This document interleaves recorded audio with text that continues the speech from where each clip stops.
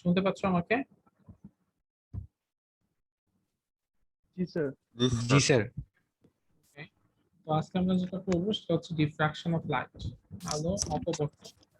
জি sir, শুনতে পাচ্ছি sir. ঠিক আছে। সো ডিফ্রাকশন অফ লাইট জিনিসটা কি? ডিফ্রাকশন অফ লাইট হচ্ছে এমন একটা ব্যাপার যে আমরা সবসময় জানি যে লাইট হচ্ছে কেমন পথে চলাচল করে, স্ট্রেট লাইনে চলাচল করে, তাই না? তো লাইট হচ্ছে স্ট্রেট লাইনে চলাচল করে। তো যদি কোনো কারণে লাইট হচ্ছে স্ট্রেট লাইনে না চলে স্ট্রেট লাইন থেকে ডেভিয়েট হয়ে যায়, দ্যাট মিন্স বেন্ডিং হয়ে যায়, তখন সেটাকে বলা হয় ডিফ্রাকশন অফ লাইট। তো ডিফ্রাকশন হচ্ছে slide slight bending of light as it passes around the edge of an object.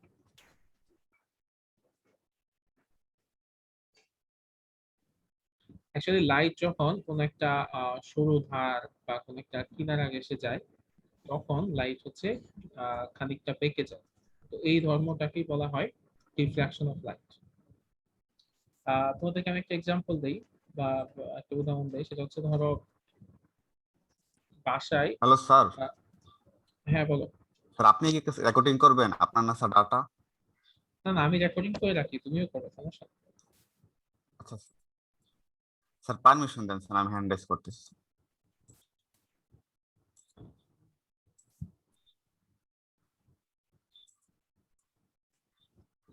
মানে আমি রেকর্ড করে রাখতেছি, তুমি রেকর্ড করে রেকর্ডিংটা দিয়ে দিও। আচ্ছা আচ্ছা, সো ডিফ্রাকশন হচ্ছে কি যে স্যার। লাইট। হ্যাঁ, ডিফ্রাকশন কি স্যার প্রতিফলন বা প্রতিসরণ এই দুইটার কোনটা, নাকি এই দুইটা থেকে ভিন্ন কিছু? এই দুটো থেকে ভিন্ন কিছু। প্রতিফলন বা রিফ্লেকশন জিনিসটা কি ছিল? রিফ্লেকশন মানে হচ্ছে এটা তো চির না স্যার? রিফ্লেকশন ছিল যে কোন একটা জিনিস কোন একটা বিপরীতলে পড়ে সেখান থেকে মানে হচ্ছে রিফ্লেক্ট হয়ে আরেক দিকে চলে যায়। আর রিফ্রাকশন বা প্রতিসরণ যেটা ছিল সেটা হচ্ছে কোন একটা লাইট একটা বিভেদ তলে পড়ে তার যে গতিপথ ছিল সেই গতিপথে না গিয়ে সেখান থেকে খানিকটা সরে অন্য দিকে বেরিয়ে যেত, সেটা একটা জিনিস। আর এর আগে ইন্টারফারেন্স করছি আমরা, আর এখন করতেছি ডিফ্রাকশন বা অপবর্তন। এই ক্ষেত্রে যেটা হবে যে এইখানে কোনো এইসব ক্ষেত্রে কি থাকতো, যে এইসব ক্ষেত্রে এখানে যেমন একটা মিডিয়াম থাকতো, নিচের মিডিয়ামে লাইট প্রবেশ করতে পারতো, এইখানে উপরে একটা মিডিয়াম থাকতো, নিচে আরেকটা মিডিয়াম থাকতো। আর এইখানটাতে আসলে জিনিসটা হচ্ছে এরকম যে লাইট ধরো হচ্ছে এরকম কোন একটা ধার আছে বা একটা কিনারা আছে, তো এই দিক দিয়ে লাইট যাওয়ার সময় লাইট এভাবে করে না গিয়ে তখন এরকম করে বেঁকে যায়। ঠিক আছে। আহ আমি যে যে এক্সাম্পলটা দিতে যাচ্ছিলাম সেটা হচ্ছে এরকম যে ধরো তোমরা যে বাসায় থাকো, যখন বাসায় ধরো তোমার বাসায় রাত্রিবেলা তুমি লাইট জ্বালায় অনেক রাত পর্যন্ত জায়গা থাকো, তো এটা বাসার সব মানুষ বুঝে না। তুমি দরজা জানলা বন্ধ করে রাখছো, তার তুমি বুঝতে পারো। কিভাবে বুঝতে পারে? যে তোমার বাসার যে লাইট, মানে রুমের যে লাইট, সেই লাইটটা কি করে ওই যে দরজার নিচ দিয়ে অপর পাশে কিছু দূর দেখা যায়, এরকম হয় না? কিন্তু জি স্যার। জি অরিজিনালি স্যার। অরিজিনালি কি হওয়ার কথা? অরিজিনালি তোমার বাসা তোমার রুমের দরজা জানালা যেহেতু বন্ধ, লাইটটা তো তোমার রুমেই থাকার কথা, কিন্তু তারপরে লাইটটা কি করে পাশের রুমে চলে যায়, তাই না? অল্প একটু লাইট পাশের রুমে চলে যায়। এবং একটা জিনিস খেয়াল করে দেখবা যে কোন একটা জায়গায় যখন আলো আধার থাকে, দ্যাট মিন্স এই পর্যন্ত লাইট, তার পাশে হচ্ছে অন্ধকার, এবং ওইখানে কোন একটা নির্দিষ্ট লাইন নাই যে এই লাইনের এই পাশে সম্পূর্ণ আলো, এই লাইনের এই পাশে সম্পূর্ণ অন্ধকার, এরকম নাই। দেখবা যে এই পাশে অনেক আলো, আস্তে আস্তে আস্তে আস্তে এই জায়গাটা কালো হওয়া শুরু হয়েছে, কিন্তু যেখানে কালো আছে সেখানেও আপনার লাইট টাইট একটু অল্প স্বল্প আছে, এরকম। একেবারে স্পষ্ট কালো বা স্পষ্ট লাইট এরকম কোন জিনিস কোন জায়গায় পাবা না।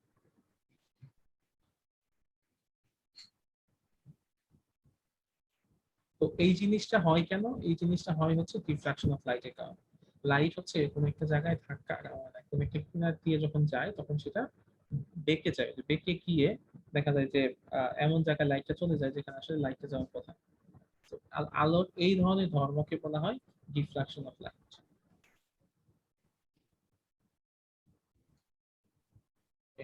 তো এই ডিফ্রাকশন অফ লাইটের সময় যে বেন্ডিংটা হবে, এই বেন্ডিংটা ডিপেন্ড করে কিসের উপর? ডিপেন্ড করে relative size of the wavelength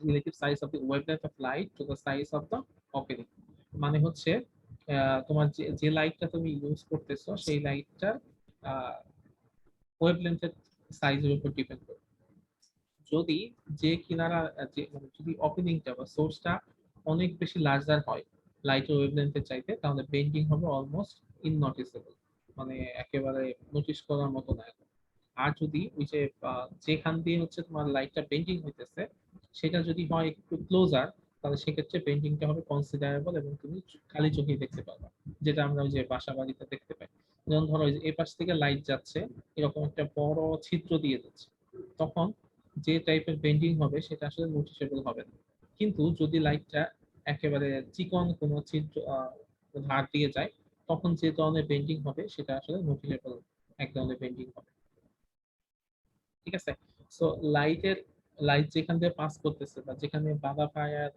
পাওয়ার কারণে এইটা হচ্ছে ডিফ্রাকশনটা হচ্ছে সেটা যদি খুবই কি হয় ক্ষুদ্র হয় বা খুবই তীক্ষ্ণ হয় তাহলে বেন্ডিং এর পরিমাণ অনেক বেশি হবে আর যদি সেটা তীক্ষ্ণ না হয়ে অনেক বড় হয় তাহলে সেক্ষেত্রে বেন্ডিং দেখা যাবে অনেক কম হচ্ছে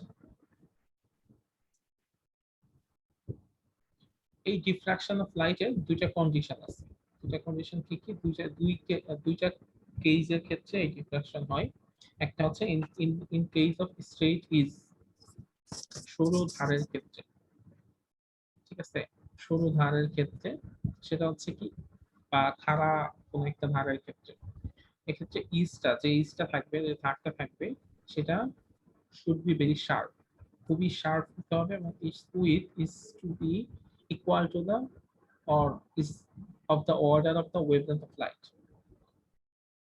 এত এত সূক্ষ্ম ধারটা হইতে হবে যে তার উইথটা হবে লাইটের ওয়েভলেন্থের সমান বা লাইটের ওয়েভলেন্থের কাছাকাছি লাইটের ওয়েভলেন্থ কত বলো তো ভিজিবল লাইটের ওয়েভলেন্থ কত স্যার 380 থেকে 780 380 থেকে 700 কি এককটা কি ন্যানোমিটার ঠিক আছে সো এত সূক্ষ্ম যদি হয় তাহলে শুধুমাত্র কি হবে ডিফ্রাকশন অফ লাইট হবে আদারওয়াইজ ডিফ্রাকশন অফ লাইট হবে না আরেকটা ক্ষেত্রে ডিফ্রাকশন অফ লাইট হবে সেটা হচ্ছে যদি থিন হোল হয় খুবই সূক্ষ্ম কোনো ছিদ্র হয় সেক্ষেত্রে ডিফ্রাকশন অফ লাইট হবে so the diameter should be extremely small ডায়ামিটারটা এক্সট্রিমলি স্মল হইতে হবে এমন স্মল হইতে হবে যে এইটার যে it is equal মানে এটা রেডিয়াসটা ইকুয়াল টু দা কার হইতে হবে লাইটের ওয়েভলেন্থের অর্ডার হইতে হবে দ্যাট মিন্স এইটার যে মানে এই থিন হলে যে ডায়ামিটারটা হবে সেটা কার সমান হইতে হবে লাইটের ওয়েভলেন্থের সমান হইতে হবে in that case diffraction of light হবে আমি তোমাদেরকে একটা ভিডিও দেখানোর চেষ্টা করি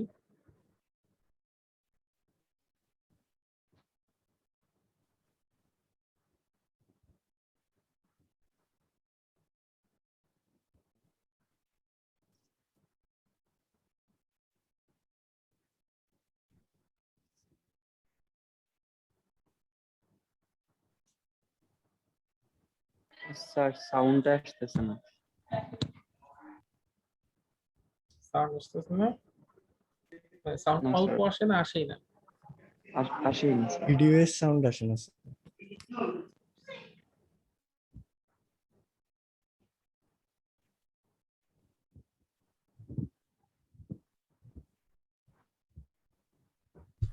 Diffraction.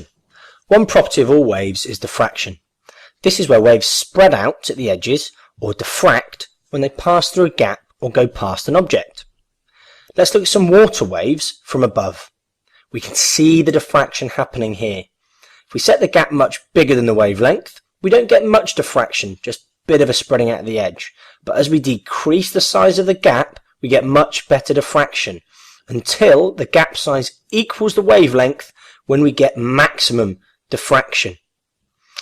It should also be obvious that we could have increased the size of the wavelength, leaving the gap size the same, and that would also have improved diffraction. The main thing is we get the gap size to equal the wavelength. So this is great, but is there a practical use for this? Well, there is. If you lived near a big hill, you might have problems getting TV or radio reception as the waves would be blocked by the hill. But because of diffraction, the waves spread out when they pass the hill and can be received by your aerial.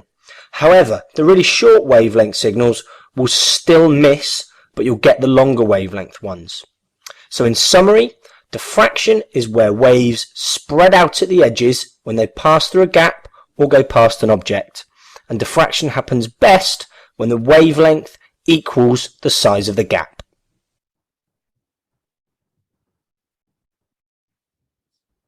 ওয়েভলেন্থটা সাইজের সমান কিভাবে sir?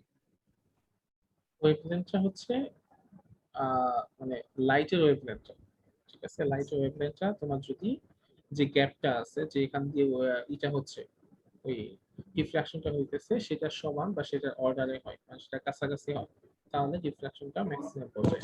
Sir এখানে তো straight age নিয়ে আর sir thin whole নিয়ে আলোচনা করছেন, এখানে তো আরেক ধরনের ইয়ে দেখলাম যে মাঝে যদি ছোট একটা পাত থাকে বা কোনো একটা ইয়ে থাকে, দেন হচ্ছে লাইট দুই দিক থেকে ইয়ে করলে একসাথে এসে মিশে যায়, ওটা কি ধরনের ইয়ে বলতে স্যার? মাঝে ভিডিওতে দেখলাম স্যার, একদম প্রথম দিকে দেখেছিল যে আচ্ছা একটা আচ্ছা, মাঝে এইরকম একটা এরকম এরকম আচ্ছা, এটার ক্ষেত্রে তুমি চিন্তা করো যে ধরো লাইট যখন এই পাশে আসতেছে, লাইট তখন দুই পাশ দিয়ে ডিফ্রাকশন হবে, এই পাশ দিয়েও ডিফ্রাকশন হবে, এই পাশ দিয়েও ডিফ্রাকশন হবে। জি স্যার।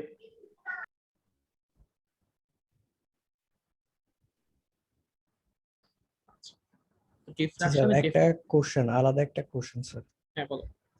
লাইট তো দুইটা মাধ্যমেই তো ইয়া হয়, মানে বলে, মানে লাইট তরঙ্গ আকারে চলে আবার কণা আকারে চলে। হুম। তাহলে স্যার এই যে কণা আকারে চলার সময় কি আমাদের অভিকর্ষ ত্বরণ কোনো ভাবে প্রভাবিত করে? কোন আকারে চলার সময় কি হয়? অভিকর্ষ ত্বরণ কি কোনো আকারে প্রভাবিত করে লাইটকে? মানে মানে যদি তোমার কোশ্চেনটা ডিফ্রাকশন রিলেটেড না, কারণ ডিফ্রাকশনের যে প্রপার্টি, এই প্রপার্টিতে লাইটের শুধুমাত্র আমরা শুধু ওই প্রপার্টি দেখি। না বাট স্যার, আমি তো এমনিতে আলাদা ওভারঅল যদি কোশ্চেন করছিলাম। হ্যাঁ ওভারঅল কোশ্চেনটা নেই, তাহলে ব্যাপারটা হচ্ছে এরকম যে অভিকর্ষ ত্বরণ লাইটকে আসলে ওইভাবে প্রভাবিত করে না। কেন করে না? কারণ লাইটের কিন্তু নিশ্চল ভর, ঠিক আছে, রেস্ট ম্যাস হচ্ছে শূন্য, ঠিক আছে, ফোটনের রেস্ট ম্যাস হচ্ছে শূন্য। সো যার হচ্ছে রেস্ট ম্যাস শূন্য হবে, সেখানে তো আসলে অভিকর্ষ ত্বরণ ওইভাবে প্রভাব ফেলবে না বা গ্র্যাভিটি ওইভাবে প্রভাব ফেলবে না। বাট তারপরেও একটা ব্যাপার আছে যে লাইট যখন হচ্ছে মানে লাইটে কিন্তু আবার আছে, মোমেন্টাম আছে, ঠিক আছে? তো একটা পর্যায়ে গিয়ে হয়তো গ্র্যাভিটির কোনো ইফেক্ট কোনো কোনো জায়গায় থাকতেও পারে। স্যার তাহলে তো কণা পথে যখন চলে তখন হচ্ছে স্যার, তাহলে পাহাড় কি কোনো ডিস্টার্ব করার কথা, মানে কোনো একটা সিগন্যালের ক্ষেত্রে বা নেটওয়ার্কের ক্ষেত্রে?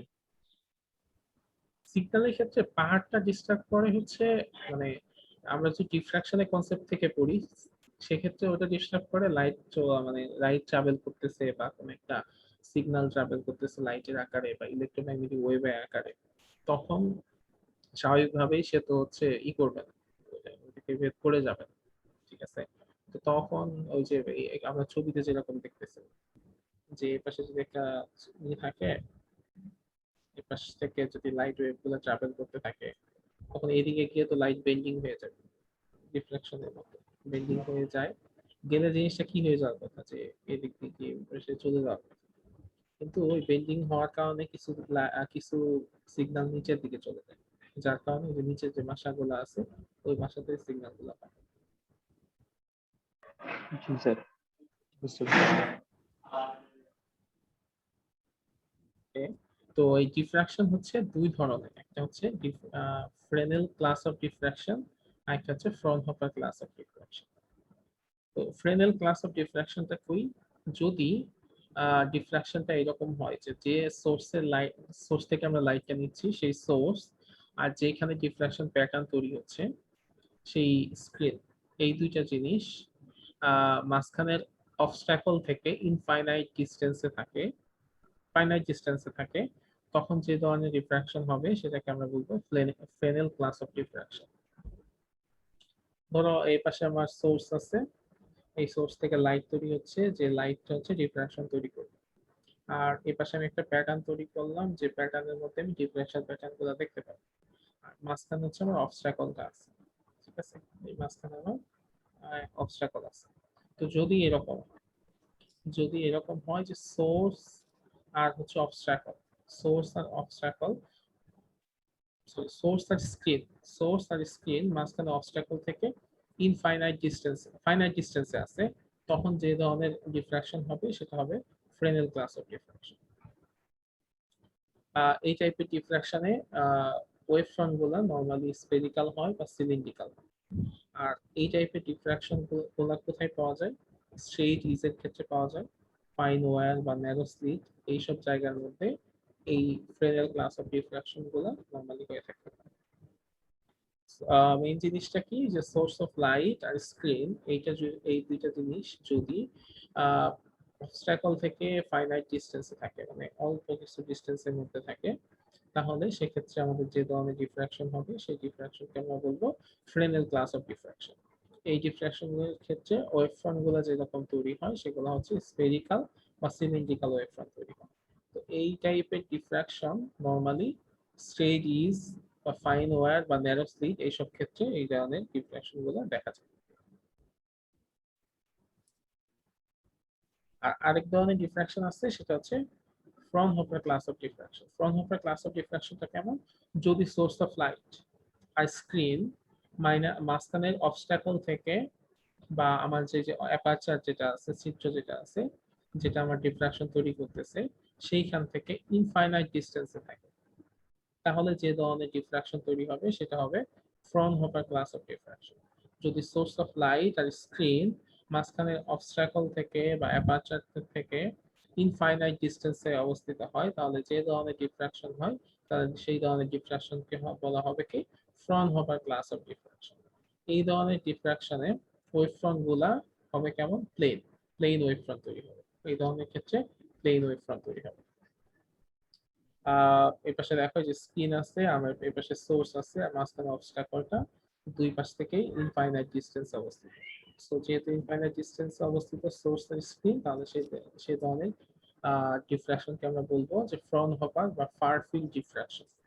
আর ফ্রেনেল বা এটা হচ্ছে নিয়ার ফিল্ড ডিফ্রাকশন। স্যার দুইটার ভিতরে একটু পার্থক্যটা একটু বুঝে। মানে হচ্ছে ধরো তোমার তো একটা লাইট আসতে হবে, তাই না? জি। তো একটা সোর্স থেকে একটা লাইট আসতে হবে, তারপর ডিফ্রাকশন হওয়ার জন্য একটা তো লাগবে, একটা ছিদ্র বা কিছু একটা লাগবে। আর এই পাশে যে ডিফ্রাকশনটা হইলো সেটা তো বুঝতে হবে তোমার এই পাশে, তাই না? ডিফ্রাকশনটা আসলে হয়েছে কিনা সেটা একটা পর্দার মধ্যে ফেলা যায়। এখন যদি এমন হয় যে এই যে এইখান থেকে যেটুকু ডিস্টেন্স, এই সোর্স থেকে অবস্ট্রাকল আর স্ক্রিন, মানে এই যে ডিস্টেন্স গুলা, এই ডিস্টেন্সটা যদি এরকম হয় যে না খুব বেশি ডিস্টেন্স না, 5 মিটার 10 মিটার, ঠিক আছে, এরকম একটা ফাইনাইট ডিস্টেন্স বা 15 মিটার 20 মিটার, এরকম একটা অল্প কিছু ডিস্টেন্স হবে, তাহলে সেক্ষেত্রে যে ধরনের ডিফ্রাকশন হবে সেটা হবে ফ্রেনেল ডিফ্রাকশন। আর যদি এরকম হয় যে ধরো সূর্য থেকে আলো আসতেছে, মাঝখানে কোন একটা ওয়াটার ড্রপলেট, মানে বৃষ্টির কণার কোন একটা মধ্যে হয়েছে, বৃষ্টির কণার দুইটা ফাঁকে সে হচ্ছে ডিফ্রাক্ট হয়েছে, সেই ডিফ্রাকশনটা ধরো পৃথিবীতে কোথাও ধরা পড়ছে, তাহলে এই যে ডিস্টেন্সটা অনেক বেশি না? জি স্যার। লাইটের সোর্স হচ্ছে সূর্য, যা ধরো বায়ুমণ্ডলে কোনো একটা স্তর এসে হচ্ছে ডিফ্রাকশন হয়েছে, আবার ধরো পৃথিবীতে তুমি দেখতেছো, তার মানে কি এই যে ডিস্টেন্সটা মাঝখানে সোর্স থেকে অবস্ট্রাকলের ডিস্টেন্স ইনফাইনাইট প্রায়, আবার অবস্ট্রাকল থেকে সোর্সের স্ক্রিনের ডিস্টেন্স প্রায় ইনফাইনাইট বা অনেক অনেক বেশি। তো এই ধরনের ডিফ্রাকশন গুলোকে বলা হয় ফ্রনহোফার ক্লাস অফ ডিফ্রাকশন বা ফার ফিল্ড ডিফ্রাকশন। জি স্যার। তাহলে স্যার প্রথমটার ক্ষেত্রে হচ্ছে ওই যে ওই ছিদ্রটা দিয়ে বের হওয়ার পরে মানে আলো রশ্মিগুলো বেঁকে যাবে না, আর দ্বিতীয়টার ক্ষেত্রে হচ্ছে এটা সমান মানে সমানই থাকবে, লম্বা লম্বি হবে। হ্যাঁ, মানে আলোক রশ্মি গুলা না, সেটা হচ্ছে ওয়েভ ফ্রন্ট মানে পড়ছিলাম না আমরা প্রথম দিন, জি জি জি তরঙ্গ মুখ, হ্যাঁ ওই তরঙ্গ মুখ গুলা হচ্ছে সমান্তরাল হবে। আর মানে ওগুলা থেকে যে ওয়েভ গুলা তৈরি হবে বেঁকে গিয়ে তো মানে লাইট ওয়েভও তো মানে তরঙ্গ আকারেই চলে। তো তুমি জি। যদি কিছুক্ষণ পরে গিয়ে ওয়েভ ফ্রন্ট আঁকো তখন দেখবে যে ওয়েভ ফ্রন্ট গুলো এরকম সমান্তরাল হচ্ছে। জি স্যার।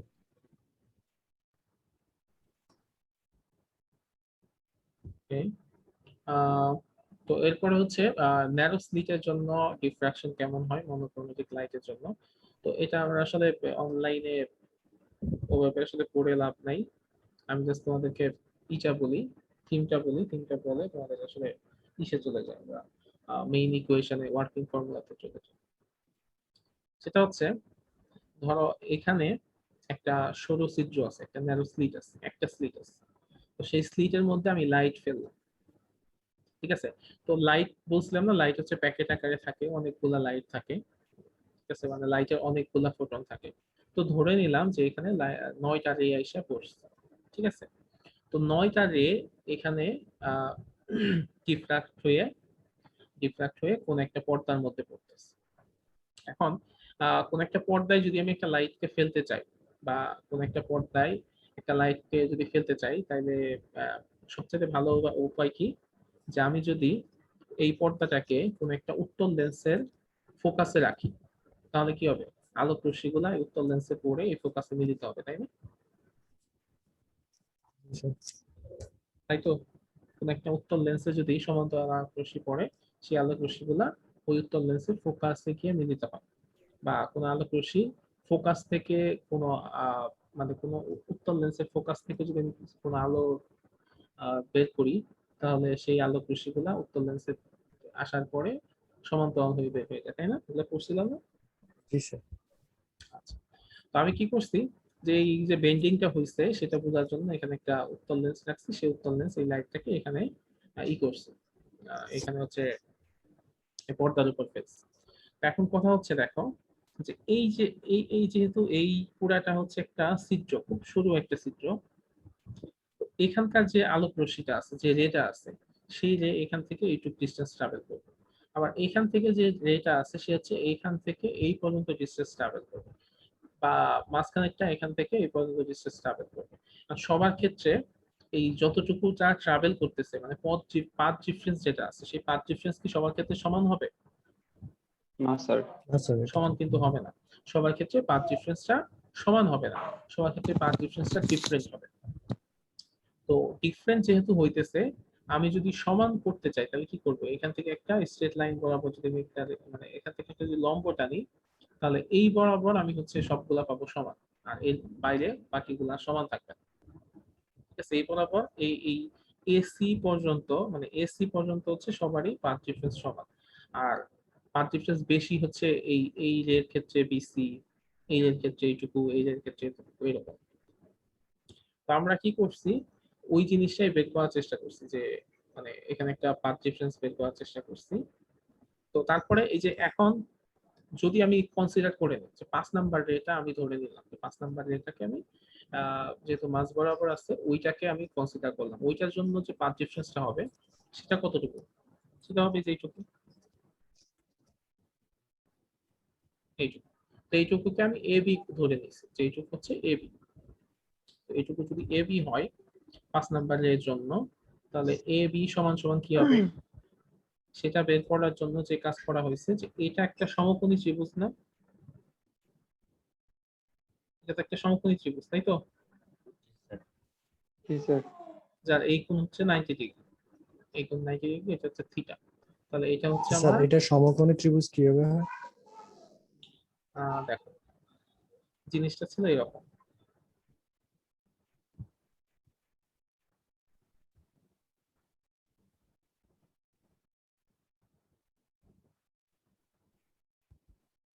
দেখো, আচ্ছা একটা মিনিট একটু।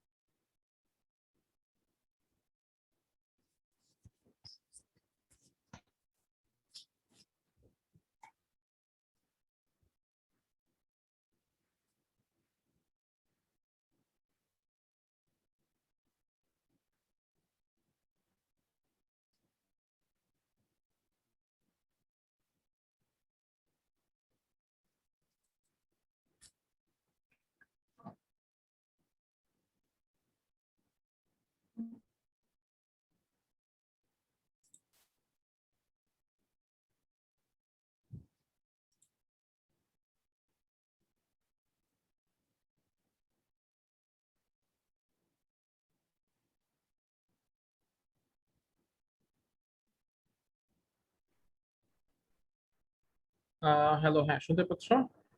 জি স্যার। স্যার আচ্ছা, এখানে যে জিনিসটা হয়েছে, ধরো এখান থেকে এগুলা গেছে এই পর্যন্ত, এখান থেকে এটা গেছে এই পর্যন্ত। এখন এই দুটার মধ্যে পাথ ডিফারেন্সের পরিবর্তন কতটুকু সেটা যদি তুমি বুঝতে চাও, তাহলে তোমার কি করতে হবে? এখান থেকে একটা লম্ব টানতে হবে, তাই না? জি তাই তো? কারণ এখান থেকে এইটুকু যতটুকু, এইখান থেকে এইটুকু কিন্তু একটুকু, তার মানে বেশি হচ্ছে এইটুকু। এই বিসি পরিমাণ হচ্ছে বেশি, মানে এইটুকু হচ্ছে আমার পাথ ডিফারেন্স, এতটুকু হচ্ছে বেশি, বা পাথ ডিফারেন্স তৈরি হচ্ছে এখানে বেশি পরিমাণ। এখন তুমি যেহেতু এটা লম্ব টানছো, তার মানে কি এই কোণটা 90 ডিগ্রি না? তাহলে স্যার বি পয়েন্ট থেকে কি সি পয়েন্ট মানে বিসি সহ 9 পর্যন্ত এটা কি টোটালি সমান্তরাল?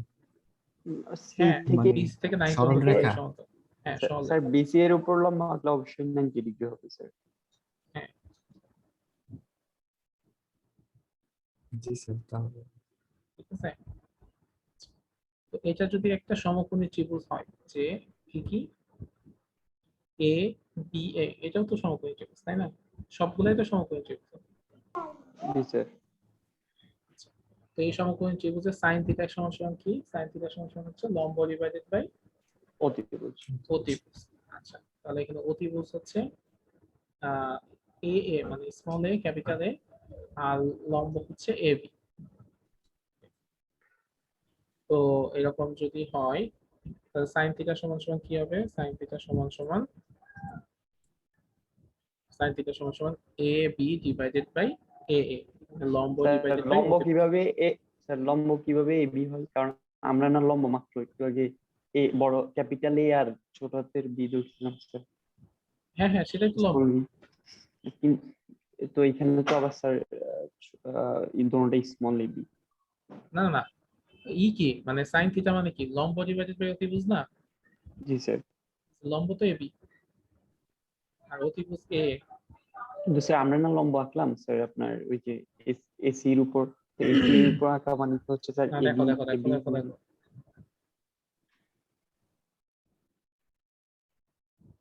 লম্ব আঁকছি আমরা এটা, তাই না? জি স্যার। আচ্ছা, আমি ওইখানটাতে এঁকে দেখে।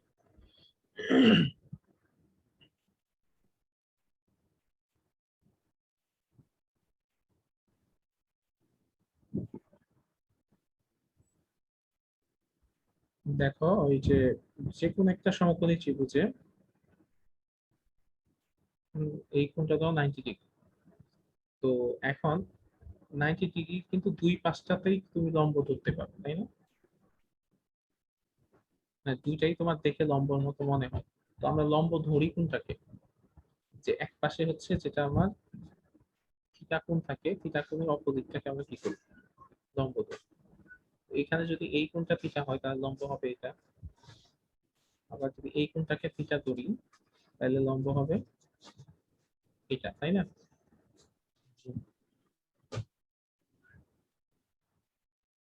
বুঝতে পারছো? জি স্যার আচ্ছা, এখানে আহ যখন এ বি তে হচ্ছে কিছু আলোক রশ্মি এসে ডিফ্রাক্ট হইছে, তো সেটার আহ কত ডিগ্রি অ্যাঙ্গেলে ডিফ্রাক্ট হইছে, এখানে একটা অ্যাঙ্গেল তৈরি হয়েছে না? তো এই পর্যন্তই অ্যাঙ্গেলটা এখানে তৈরি হয়েছে না? জি এটা স্যার হচ্ছে 90 ডিগ্রি কোণ, এটা 90 ডিগ্রি কোণ, এটা হচ্ছে আমার অ্যাঙ্গেল। তো এইটাতে যদি আমি অ্যাঙ্গেল ধরি, তাহলে আমাকে লম্ব ধরতে হবে তো এইটাতে, বিসি বিসি কে। এখন আমি যদি এই ত্রিভুজটাকে পুরাটা না ধরে আমি অর্ধেক করে ধরছি, যেহেতু 5 নাম্বার যে পর্যন্ত ধরছি এই জন্য আমি অর্ধেক করে ধরছি, তাহলে বিসি জায়গায় এবি। জি স্যার বুঝতে পারছি।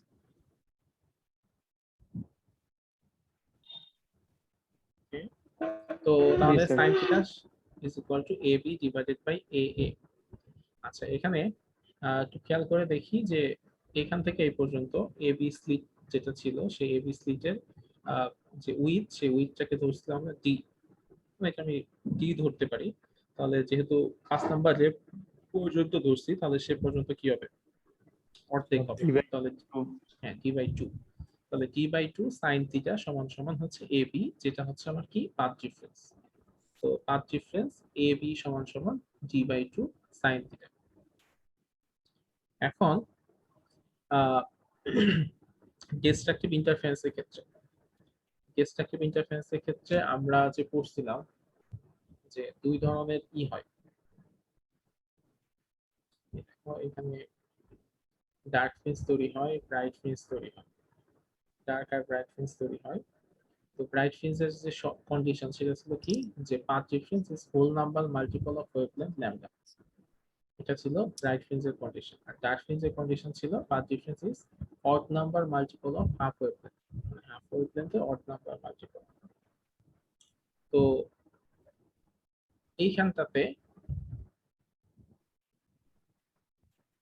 যদি ফার্স্ট মিনিমার কথা চিন্তা করি, এই ডিফ্রাকশনের ক্ষেত্রে যে জিনিসটা হয়, ডিফ্রাকশনের ক্ষেত্রে ইন্টারফারেন্সের মতো প্যাটার্ন গুলো তৈরি হয়। তো এই ক্ষেত্রে যেটা হয় যে প্রথম যে প্যাটার্নটা তৈরি হয় সেই প্যাটার্নটা হয় এরকম, সবচাইতে উজ্জ্বল। মাঝখানে যে প্যাটার্নটা তৈরি হয় সেই প্যাটার্নটা তৈরি হয় সবচাইতে উজ্জ্বল ডিফ্রাকশন প্যাটার্ন। এরপরে যে প্যাটার্নটা তৈরি হয় সেটা হয় ফার্স্ট মিনিমাম, মানে এরপরে একটা ডার্ক ফ্রিঞ্জ তৈরি হয়, সেটা হয় অল্প, মানে খুবই চিকন টাইপের একটা ডার্ক ফ্রিঞ্জ।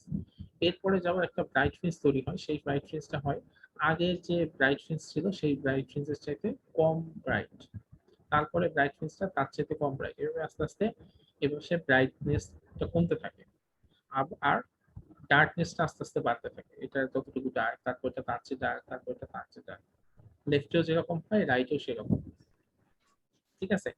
তো এখন ফার্স্ট মিনিমার ক্ষেত্রে তো আমার আসতেছে, মানে ব্রাইট ফ্রিঞ্জ আসতেছেই।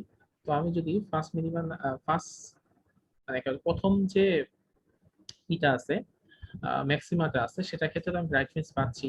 তো আমি যদি ফার্স্ট মিনিমাম যেটা ডার্ক ফ্রিঞ্জ যেটা তৈরি হচ্ছে সেটার কন্ডিশনটা দেখি, সেটার কন্ডিশন কি হয়, যে পাথ ডিফারেন্সটা যদি অড নাম্বার মাল্টিপল হয় হাফ ওয়েভলেন্থে, তাহলে সেক্ষেত্রে কি হয়, ডার্ক ফ্রিঞ্জ তৈরি।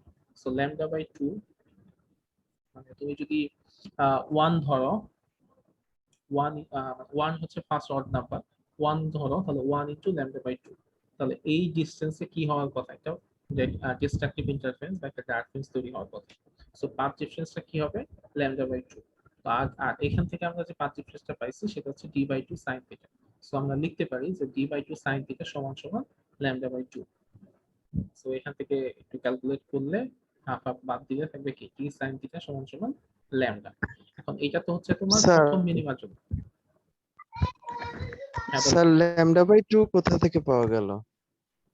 আচ্ছা, এটাই আমি বললাম যে ইসের ক্ষেত্রে ডিস্ট্রাকটিভ ইন্টারফারেন্সের ক্ষেত্রে একটা শর্ত আছে। সেই শর্তটা হচ্ছে এরকম, মানে দুইটা শর্ত আমরা পড়ছিলাম, একটা পড়ছিলাম কনস্ট্রাকটিভের ক্ষেত্রে, একটা পড়ছিলাম ডিস্ট্রাকটিভের ক্ষেত্রে।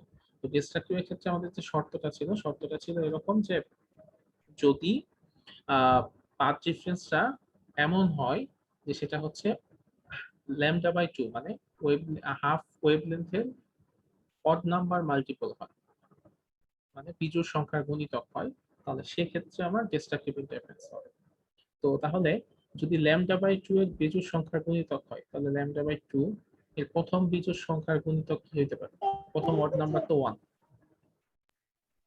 এই জন্য জি সেটা স্যার। লিখলাম 1, তাহলে হলো λ/2। সেখান থেকে আমাদের আসে λ/2 সমান সমান d/2 sin theta, so t sin theta সমান সমান ল্যামডা।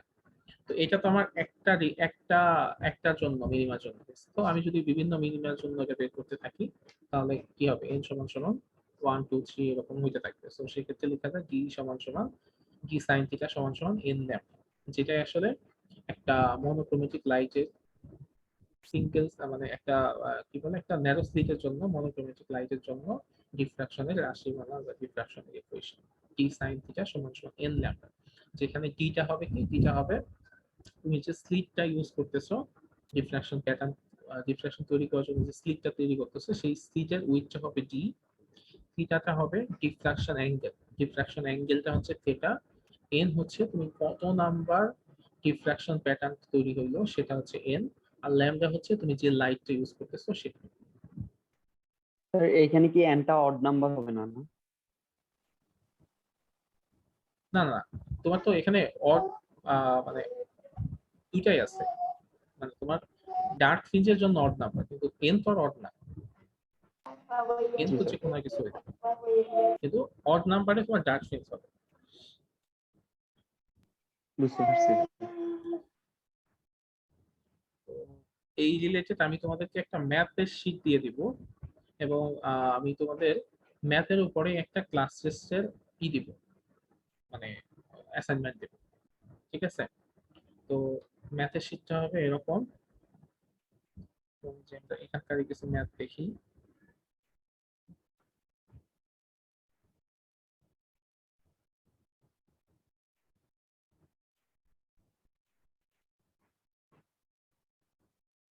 এই যেখানে বলছে এ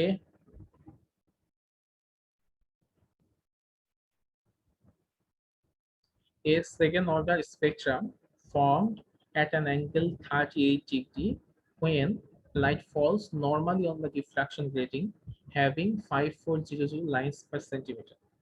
Determine the wavelength of the light used. আমাদের ফর্মুলা t sin theta সমান n lambda।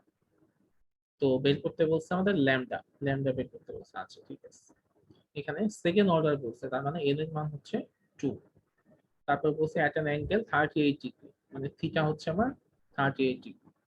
তো এরপরে যে জিনিসটা বের করতে হবে সেটা হচ্ছে টি। টি মানে হচ্ছে স্লিটের যে উইথ সেটা কত।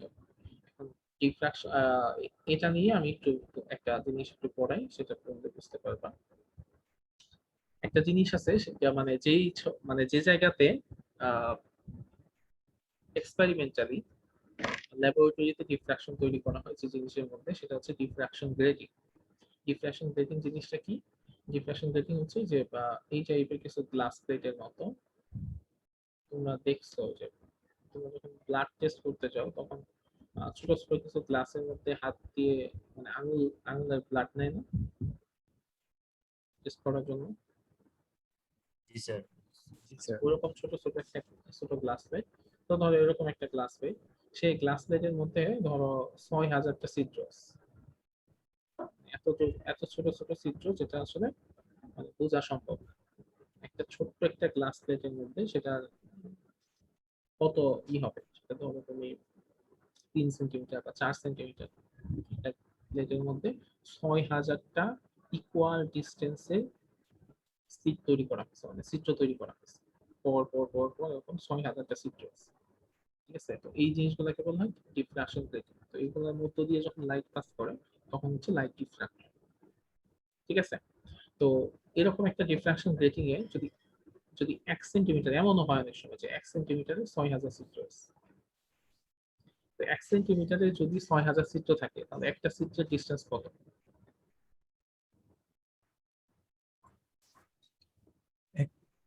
এক সেন্টিমিটারে 6000টা না? 1 সেন্টিমিটার হচ্ছে 6000, তাহলে একটা কত হবে? 1/6000। 1/6000। 1/6000, that means 1/n।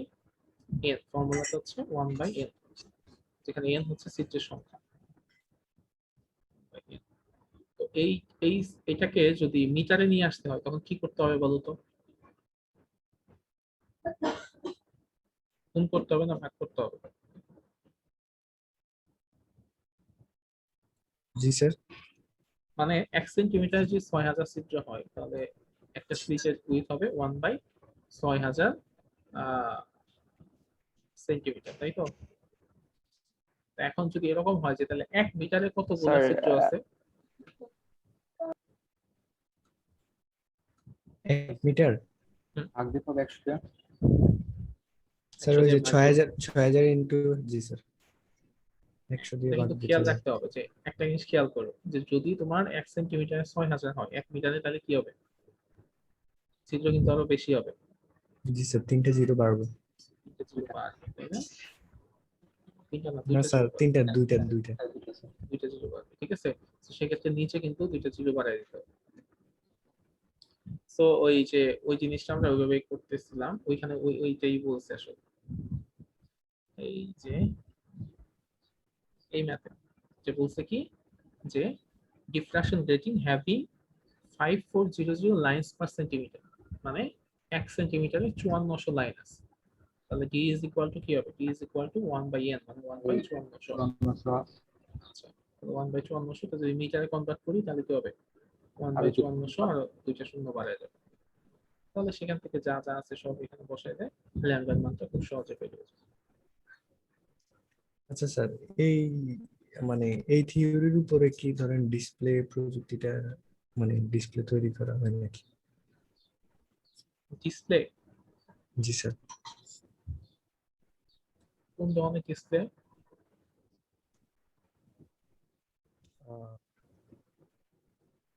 আর কি, এই যে ধরেন মনিটর বা ফোনের ডিসপ্লে যাই বলেন।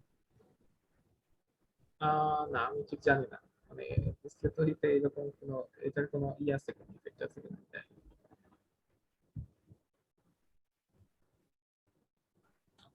আচ্ছা, তো ইন্টারফারেন্স আর ডিফ্রাকশন এই দুটার পার্থক্যগুলো যদি আমরা দেখি, ইন্টারফারেন্সের ক্ষেত্রে কি লাগে? দুইটা সেপারেট সোর্স থেকে লাইট লাগবে, দুইটা সেপারেট ওয়েভ ফ্রন্ট লাগবে, এবং দুইটা সেপারেট লাইট লাগবে ফ্রম দুইটা সেপারেট সোর্স, এবং সেই সোর্সগুলোকে কোহারেন্ট হতে হবে, তাহলেই শুধুমাত্র ইন্টারফারেন্স তৈরি হবে।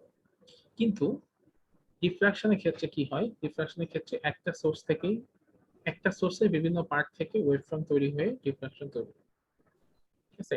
ইন্টারফারেন্সের ক্ষেত্রে কি হয়? দুইটা সেপারেট সোর্সের থেকে দুইটা সেপারেট আলো এসে ইন্টারফারেন্স তৈরি হয়।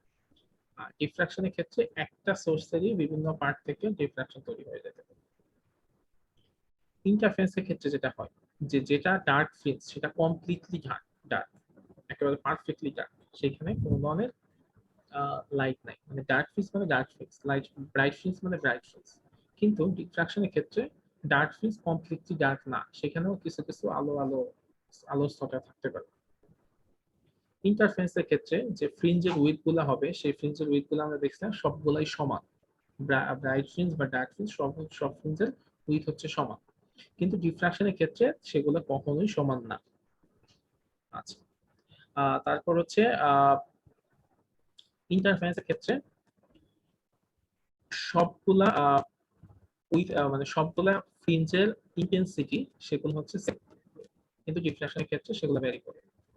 ফ্রিঞ্জের ইন্টেন্সিটি মাঝখানটা সবচেয়ে বেশি, তারপর থেকে আস্তে আস্তে কমতে থাকে। আচ্ছা, তারপর 5 নম্বরে বলছে যে ইন্টারফেসের ক্ষেত্রে আমাদের দুইটা ন্যারো স্লিট লাগে, ঠিক আছে, ডিফ্রাকশন তৈরি হতে।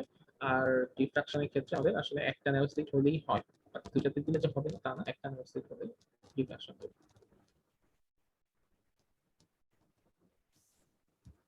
সেখানে একটা ডিফ্রাকশন প্যাটার্ন দেখানো হয়েছে।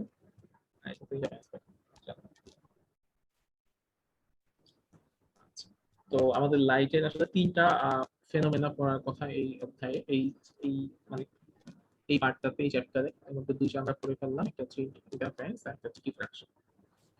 তো তোমাদের যদি এ পর্যন্ত কোনো কোশ্চেন না থাকে তাহলে আমরা নেক্সটটাতে যাব, সেটা হচ্ছে পোলারাইজেশন, যাকে বলা হয় সমাবর্তন। আচ্ছা স্যার, একটা আলাদা কোশ্চেন, বলো।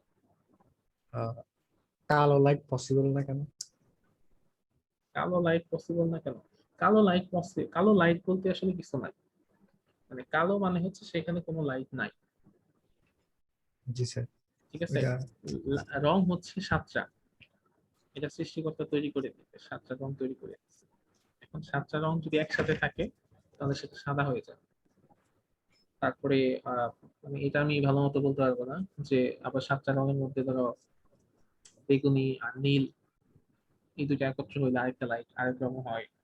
তারপরে গ্রিনের সাথে হলুদ মিশলে একরকম হয়, লালের সাথে হলুদ মিশলে একরকম হয়, এগুলা অনেকেই জানে কি কি হয়। তো বা লাল হলুদ কমলা মিশলে একরকম হয়। ঠিক আছে, তো একইভাবে সাতটা সাতটা যদি থাকে সেক্ষেত্রে তোমার ই হবে, ওই সাদা হবে। স্যার কোনো আর কিছু যদি দিয়ে এমন হয়, বাধা দিলে যে একটা কালো শ্যাডো তৈরি হয়, ওইটা কি স্যার কালো লাইট বলা যাবে? আর আচ্ছা, শ্যাডো যেটা তৈরি হয় মানে সেটা হচ্ছে, মানে শ্যাডোটা কেন তৈরি হয় বলতো? সেখানে তোমার একটা বিম্ব তৈরি হচ্ছে, এবং সেটা কি রিয়াল? আচ্ছা, সেটা কিন্তু রিয়াল না, সেক্ষেত্রে ইমেজিনারি। মানে কালো জিনিস বলতে বা কালো লাইট বলতে আসলে যে জিনিসটা সেটা হচ্ছে মানে সেইখানে কোনো কিসের উপস্থিতি নাই, আলোর উপস্থিতি লাইটের উপস্থিতি নাই। আমরা কোনো জিনিস কালো কেন দেখি? মানে কোশ্চেনটা আসলে ওখান এই থেকে এই জায়গায় মানে রাহুলের কোশ্চেনটা মনে হয় এইখানে, যে আমরা কালো দেখি তাহলে কালো লাইট নাই কেন, তাই তো? না স্যার, মানে কোশ্চেনটা হয়েছে ওই যে আমি একটা ইয়েতে দেখছিলাম কি জানি, আরে মানে ইউটিউবে একটা ভিডিও দেখছিলাম কি জানি ওনার নাম, আচ্ছা যাই হোক, উনি একটা ইয়ে দেখাইছিল আর কি যে কালো লাইট হওয়া পসিবল না কেন আর কি, সেই কারণে কোশ্চেনটা করছিলাম। কালো লাইট হওয়া পসিবল না, কারণ যদি কোনো ধরনের লাইট থাকে, কোনো ধরনের বর্ণ থাকে, তাহলে সেখানে অন্য একটা কালার তৈরি হয়ে যায়। এমনিতে তো স্যার আর ওই যে মানে অন্ধকার তো মূলত হয় যে ওই জায়গায় আমরা ওই জায়গা থেকে আমরা লাইটের কোনো রিফ্লেকশন পাই না, যার কারণে আমাদের চোখে কোনো আলো আসে না, হ্যাঁ এই হ্যাঁ, কারণে আর কি। অন্ধকার হয় মানে সেখানে কোনো লাইটের রিফ্লেকশন। আচ্ছা স্যার, কালো তো থাকতেও পারে, হতে পারে আছে, বাট ওটা আমাদের দৃশ্যমান যে একটা রেঞ্জ আছে, রেঞ্জের ভিতর নাই, সেজন্য আমরা দেখি না। সেটা হইতে পারে, এখন সেটা সেটার নাম যদি তুমি কালো দাও তাহলে কালো, সেটার নাম যদি তুমি হচ্ছে ই দাও, লাল দাও তাহলে লাল। না, যেটা আমরা দেখি না সেটা তো দেখি না, সেটার নাম যদি কালো দাও তাহলে কালো হতে পারে। আর আমরা নর্মালি কোনো জিনিস কালো দেখি কারণ কেন জানো? কারণ হচ্ছে আমরা নর্মালি যে কালারই দেখি না কেন সেই কালার দেখার কারণ হচ্ছে যে ওই বস্তুটা, ওই বস্তুতে যখন অন্য কোনো মানে ওই বস্তুতে যখন লাইট এসে পড়ে, দেখো আমরা একটা খেয়াল করে দেখো, রাতে আমরা সবকিছুই কালো দেখি কেন? কারণ রাতে ওইখানে কোনো লাইট পড়ে। দিনের বেলা ওই ওই জিনিসটাকে আমরা হয় লাল দেখি, নয় কমলা দেখি, আবার কালো জিনিসে কালো দেখি। এখন দিনের বেলা যেটাকে কমলা দেখি কারণ হচ্ছে সেখানে যখন মানে সাতটা রঙই এসে পড়ে তখন সবগুলা শোষণ হয়ে যায় কমলা বাদে, এই জন্য কমলাটা থাকে ওইটা আমরা দেখি। আর কালোর মধ্যে সবই শোষিত হয়ে যায়, যার কারণে ওটা আমরা কালো দেখি। আবার যেটাকে লাল দেখি সেখানে লালটা থাকে, থাকে বলেই লালটা দেখি, মানে লালটা লালও দেখতাম। আর রাত্রিবেলা সবগুলাই কালো দেখি, কারণ কি? কারণ সবগুলাই শোষিত হয়েছে। বুঝতে পারছো? জি স্যার। আর আচ্ছা, কালো তো পোলারাইজ। হ্যাঁ আলো বলো। শোষণ করে না, কি মানে কি যে কি আলো? মানে আচ্ছা স্যার না আরেকটা আরেকটা জিনিস জানার ছিল স্যার, সোর্স লাইট থেকে যখন স্যার আমরা কোনো একটা লাইটের আলো কোনো দেয়ালে বা কোথাও মারি স্যার, তখন হচ্ছে খুব কাছাকাছি রাখলে স্যার ওইটার সরণ মানে ওটা খুব ছড়াই কম, এবং যখন দূরে রাখি তখন ওইটা খুব বেশি ছড়ায় স্যার। এই কনসেপ্টটা কি আমরা ফার ফিল্ড ডিফ্রেকশন বা নিয়ার ফিল্ড ডিফ্রেকশন হিসেবে বলতে পারি কিনা? যদিও বা ফার ফিল্ডটা আপনি বলছেন ইনফিনিটি। আচ্ছা, তুমি যেটা বললা যে যে লাইট যখন আমরা টর্চ লাইট থেকে ফেলি দূরে কি একটু প্রসারিত হয়, আর কাছে হচ্ছে একটু মানে মনে হয় সরু মনে হয়, তাই না? আস্তে আস্তে এটা মোটা হয়, এরকম হ্যাঁ কিছু। একদম যতটুকু মানে, হ্যাঁ স্যার এরকম কিছু। এই যে কমেন্ট বক্স এই ভিডিওটা দেখছিলাম আর কি, একটা লিংক দিছিলাম। আচ্ছা, তো এইটা হইতে পারে, মানে ডিফ্রাকশনের ক্ষেত্রে এটা হতে পারে, ডিফ্রাকশনের জন্য এটা হতে পারে। আবার লাইট সরানোর জন্য তো করা পারে, কি দরকার হয়? মানে লাইটের বৈশিষ্ট্য কিন্তু আসলে চারদিকে ছড়ায় যায় সেটা, আস্তে আস্তে সেটা যতটুকু পসিবল হয়। যেমন তোমাদের নর্মাল বাসার যে আমাদের লাইট, সেই লাইট গুলো কিন্তু চারদিকে ছড়ায়। টর্চ লাইটটা আসলে এমন ভাবেই তৈরি করা হয় সেটা আসলে চারদিকে ছড়াইতে পারে না। বাট টর্চ লাইটের স্যার এটা যদি তুমি কিন্তু যদি ইনফিনিট মাথাটা থেকে খুলে ফেলো, মারা হয় তাহলে কি স্যার এটা ছড়াইতে পারবে না বেশি? টর্চ লাইটের মাথাটা যদি তুমি খুলে ফেলো তখন দেখতে যাবে ওটা চারদিকে ছড়াচ্ছে। জি স্যার। স্যার ওইটাতে তো অবতল দর্পণ ইউজ করা হয়নি হ্যাঁ, যে ওই সামনে কারণে। যে সেটাই বললাম যে সামনে যে ওই যে ইটা থাকে, উপরে যে গ্লাসটা থাকে সেটা অনেক কিছু ইফেক্ট করে।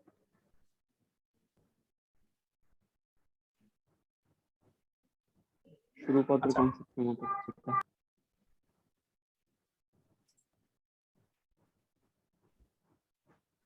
তাহলে সামনে আগাই আমরা।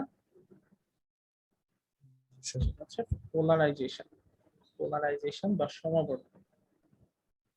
এটা কিন্তু সমাবর্তন, ঠিক আছে। আর যা একটা শব্দ আছে সমাবর্তন, সেটা কিন্তু আবার অন্য জিনিস। সমাবর্তন মানে হচ্ছে কি, যেখানে যে তোমরা গ্রাজুয়েশন শেষ হলে তোমাদের কি দিবে, সার্টিফিকেট দিবে। এটা কিন্তু দুই জিনিস।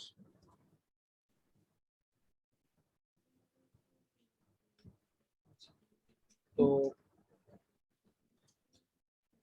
পোলারাইজেশন হচ্ছে কি জিনিসটা হচ্ছে কেমন, যে আমরা নর্মালি জানি লাইট হচ্ছে একদম ইলেকট্রোম্যাগনেটিক। তো ইলেকট্রোম্যাগনেটিক ওয়েভ হওয়ার কারণে এখানে যে ইলেকট্রিক ফিল্ড আছে আর ম্যাগনেটিক ফিল্ড আছে, তারা আসলে অসিলেট করে, ডিফারেন্ট ডিরেকশনে অসিলেট করে। এবং তারা যে ডিরেকশনে অসিলেট করে তাদের সাথে লম্বভাবে আরেকটা ডিরেকশনে একটা লাইট ওয়েভ বা ইলেকট্রোম্যাগনেটিক ওয়েভ সেটা ট্রাভেল করে। এই যেখানে ছবি দেখাইছে যে লালটাকে তুমি যদি ইলেকট্রিক ফিল্ড কনসিডার করো আর নীলটাকে যদি ম্যাগনেটিক ফিল্ড কনসিডার করো, তাহলে এই দুইটা কি 90 ডিগ্রি বরাবর একটা একটার সাথে অসিলেট করতেছে। তো এই দুইটার সাথে আরেকটা অ্যাঙ্গেল আছে 90 ডিগ্রি বরাবর, যে অ্যাক্সিস বরাবর লাইটটা ট্রাভেল করতেছে। এটা এরকম ট্রাভেল করে, এটা এরকম ট্রাভেল করে। আর লাইটের যে মেইন ওয়েভটা, মানে রেজাল্টের যে ইলেকট্রোম্যাগনেটিক ওয়েভ, সেটা হচ্ছে সামনের দিকে ট্রাভেল করতেছে, ঠিক আছে। তো এইভাবে যে কোনো একটা লাইট ওয়েভ আসলে প্রপাগেট করে। এখন এই যে আমি একটু আগে বলতেছিলাম যে লাইট কোন এক জায়গায় তুমি যদি রাখো, তাহলে লাইটটা কি হয়, সব দিকে ছড়ায় পড়ে, মানে ডিফারেন্ট ডিরেকশনে লাইট ছড়ায় পড়ে। তো এই যে লাইট যে ডিফারেন্ট ডিরেকশনে ছড়ায় পড়তেছে, সেটাকে আমি যদি কোনো কারণে কনফাইন করতে চাই, মানে কোনো কারণে সেটাকে সীমাবদ্ধ করতে চাই, যে কোনো একটা প্লেন বরাবর, যে লাইট শুধুমাত্র একটা প্লেন বরাবর ভাইব্রেট করবে, ডিফারেন্ট প্লেন বরাবর ভাইব্রেট না করে লাইটকে আমরা পার্টিকুলার একটা প্লেন বরাবর শুধুমাত্র ভাইব্রেট করতে দেবো। এইরকম যদি আমরা করতে চাই এবং করি কোন একটা ফিল্টারের মাধ্যমে, তাহলে এই প্রসেসটাকে বলা হবে পোলারাইজেশন অফ লাইট। লাইটকে বিভিন্ন ডিরেকশনে প্রপাগেট করতে না দিয়ে বা ভাইব্রেট করতে না দিয়ে যে কোনো একটা প্লেন বরাবর আমি যদি লাইটকে ভাইব্রেট করতে দেই, তাহলে সেই যে ভাইব্রেশনটা তৈরি হবে, সেই ভাইব্রেশন হবে পোলারাইজেশন অফ লাইট। ধরো তোমার কাছে একটা টর্চ লাইট আছে, টর্চ লাইট থেকে যখন লাইট ফেলো, লাইট মোটামুটি আহ ওটা যতটুকু আছে, এরিয়া আছে, সেই বরাবর লাইটটা পাস করে। তো টর্চ লাইটের সামনে তুমি হচ্ছে খুব শক্ত একটা কাগজ ধরলে এবং কাগজের মধ্যে খুবই সূক্ষ্ম একটা ছিদ্র করছো। তো সেভাবে যদি তখন লাইটটাকে ধরবা, তখন লাইট কি করবে, ওই ওই ছিদ্র দিয়ে লাইট পাস হবে, তাই না? জি স্যার। আচ্ছা, ওই ছিদ্র দিয়ে যখন লাইট পাস হবে, ওই পাশ থেকে যখন কেউ লাইটটা দেখবে, সে কি লাইটটাকে ওরকম টর্চ লাইটের লাইট ভাববে, নাকি ভাববে যে একটা মানে লম্বা ছিদ্র টাইপের একটা লাইট আসতেছে? স্যার বুঝতে পারছি।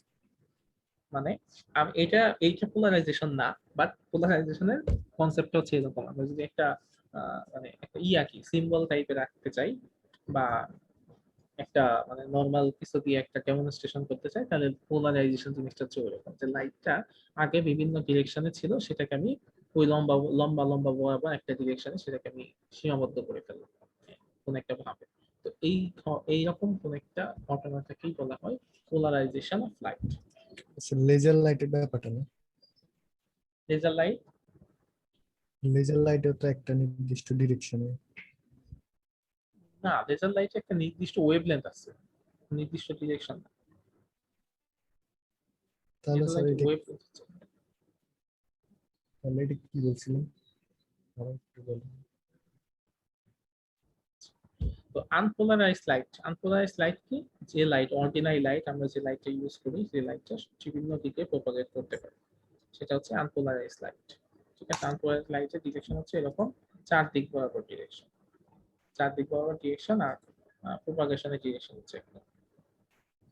আর পোলারাইজড লাইটটা কেমন হবে, পোলারাইজড লাইটটা হবে যে নর্মাল যে কোনো লাইট থেকে এরকম চার দিক বরাবর আনপোলারাইজড লাইট বা অর্ডিনারি লাইট আসবে, সেটাকে যদি আমি একটা পোলারাইজিং ফিল্টারের মধ্যে দিয়ে দেই, তাহলে লাইটটা পোলারাইজড হয়ে যে কোনো একটা ডিরেকশন হবে, উপর নিচ বরাবর একটা ডিরেকশন হবে, সেটাকে বলা হয় পোলারাইজড লাইট। দেখো এখানকার ডিরেকশন গুলো চার দিক বরাবর না, আর এই পাশে যখন পোলারাইজড হয়ে গেল, সেই লাইটের ডিরেকশন কি উপর নিচ বরাবর।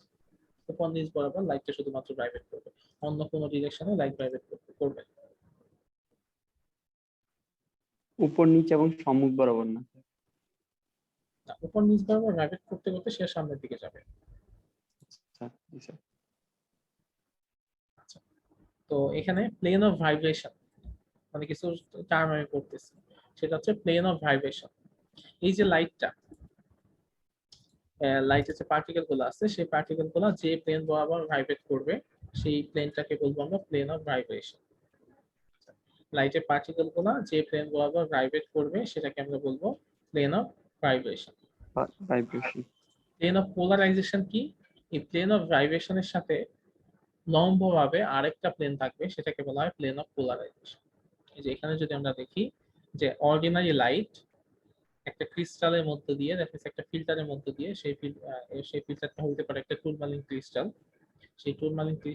সেই ফিল্টারের মধ্যে যে লাইটটা যদি আমরা পাস করি তাহলে সেটা পোলারাইজিং ফিল্টার হিসেবে কাজ করবে এবং লাইটটা পোলারাইজড হবে। তো এই লাইটটা হচ্ছে যে উপর বরাবর, এই উপর দিক বরাবর হচ্ছে প্রোপাগেট করতেছে, এই বরাবর প্রোপাগেট করতেছে, এই বরাবর প্রোপাগেট করতেছে। So A B C D এটা হচ্ছে আমার প্লেন অফ ভাইব্রেশন।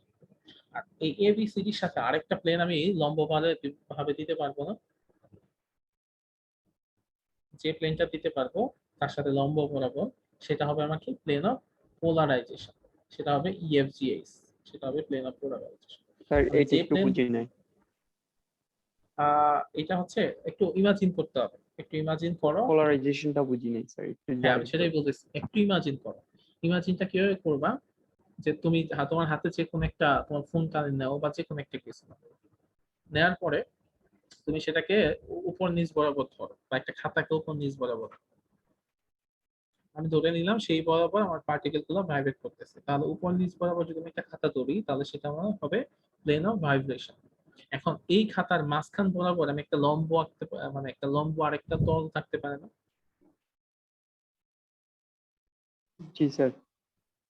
সেটা হচ্ছে আমার প্লেন অফ পোলারাইজেশন। মানে প্লেন অফ ভাইব্রেশনের সাথে লম্ব বরাবর যে আরেকটা তল আছে সেটা হবে প্লেন অফ পোলারাইজেশন। আচ্ছা স্যার, এটা লম্বা আকারে আছে বাট 2D হওয়ার কারণে এইভাবে দেখাচ্ছে না স্যার। হ্যাঁ, মানে এটা তো আসলে 2D জায়গা, তো এই কারণে তো আসলে ওটা দেখানো ও যাচ্ছে। আচ্ছা স্যার, এখন বুঝতে সুবিধা হয়েছে স্যার।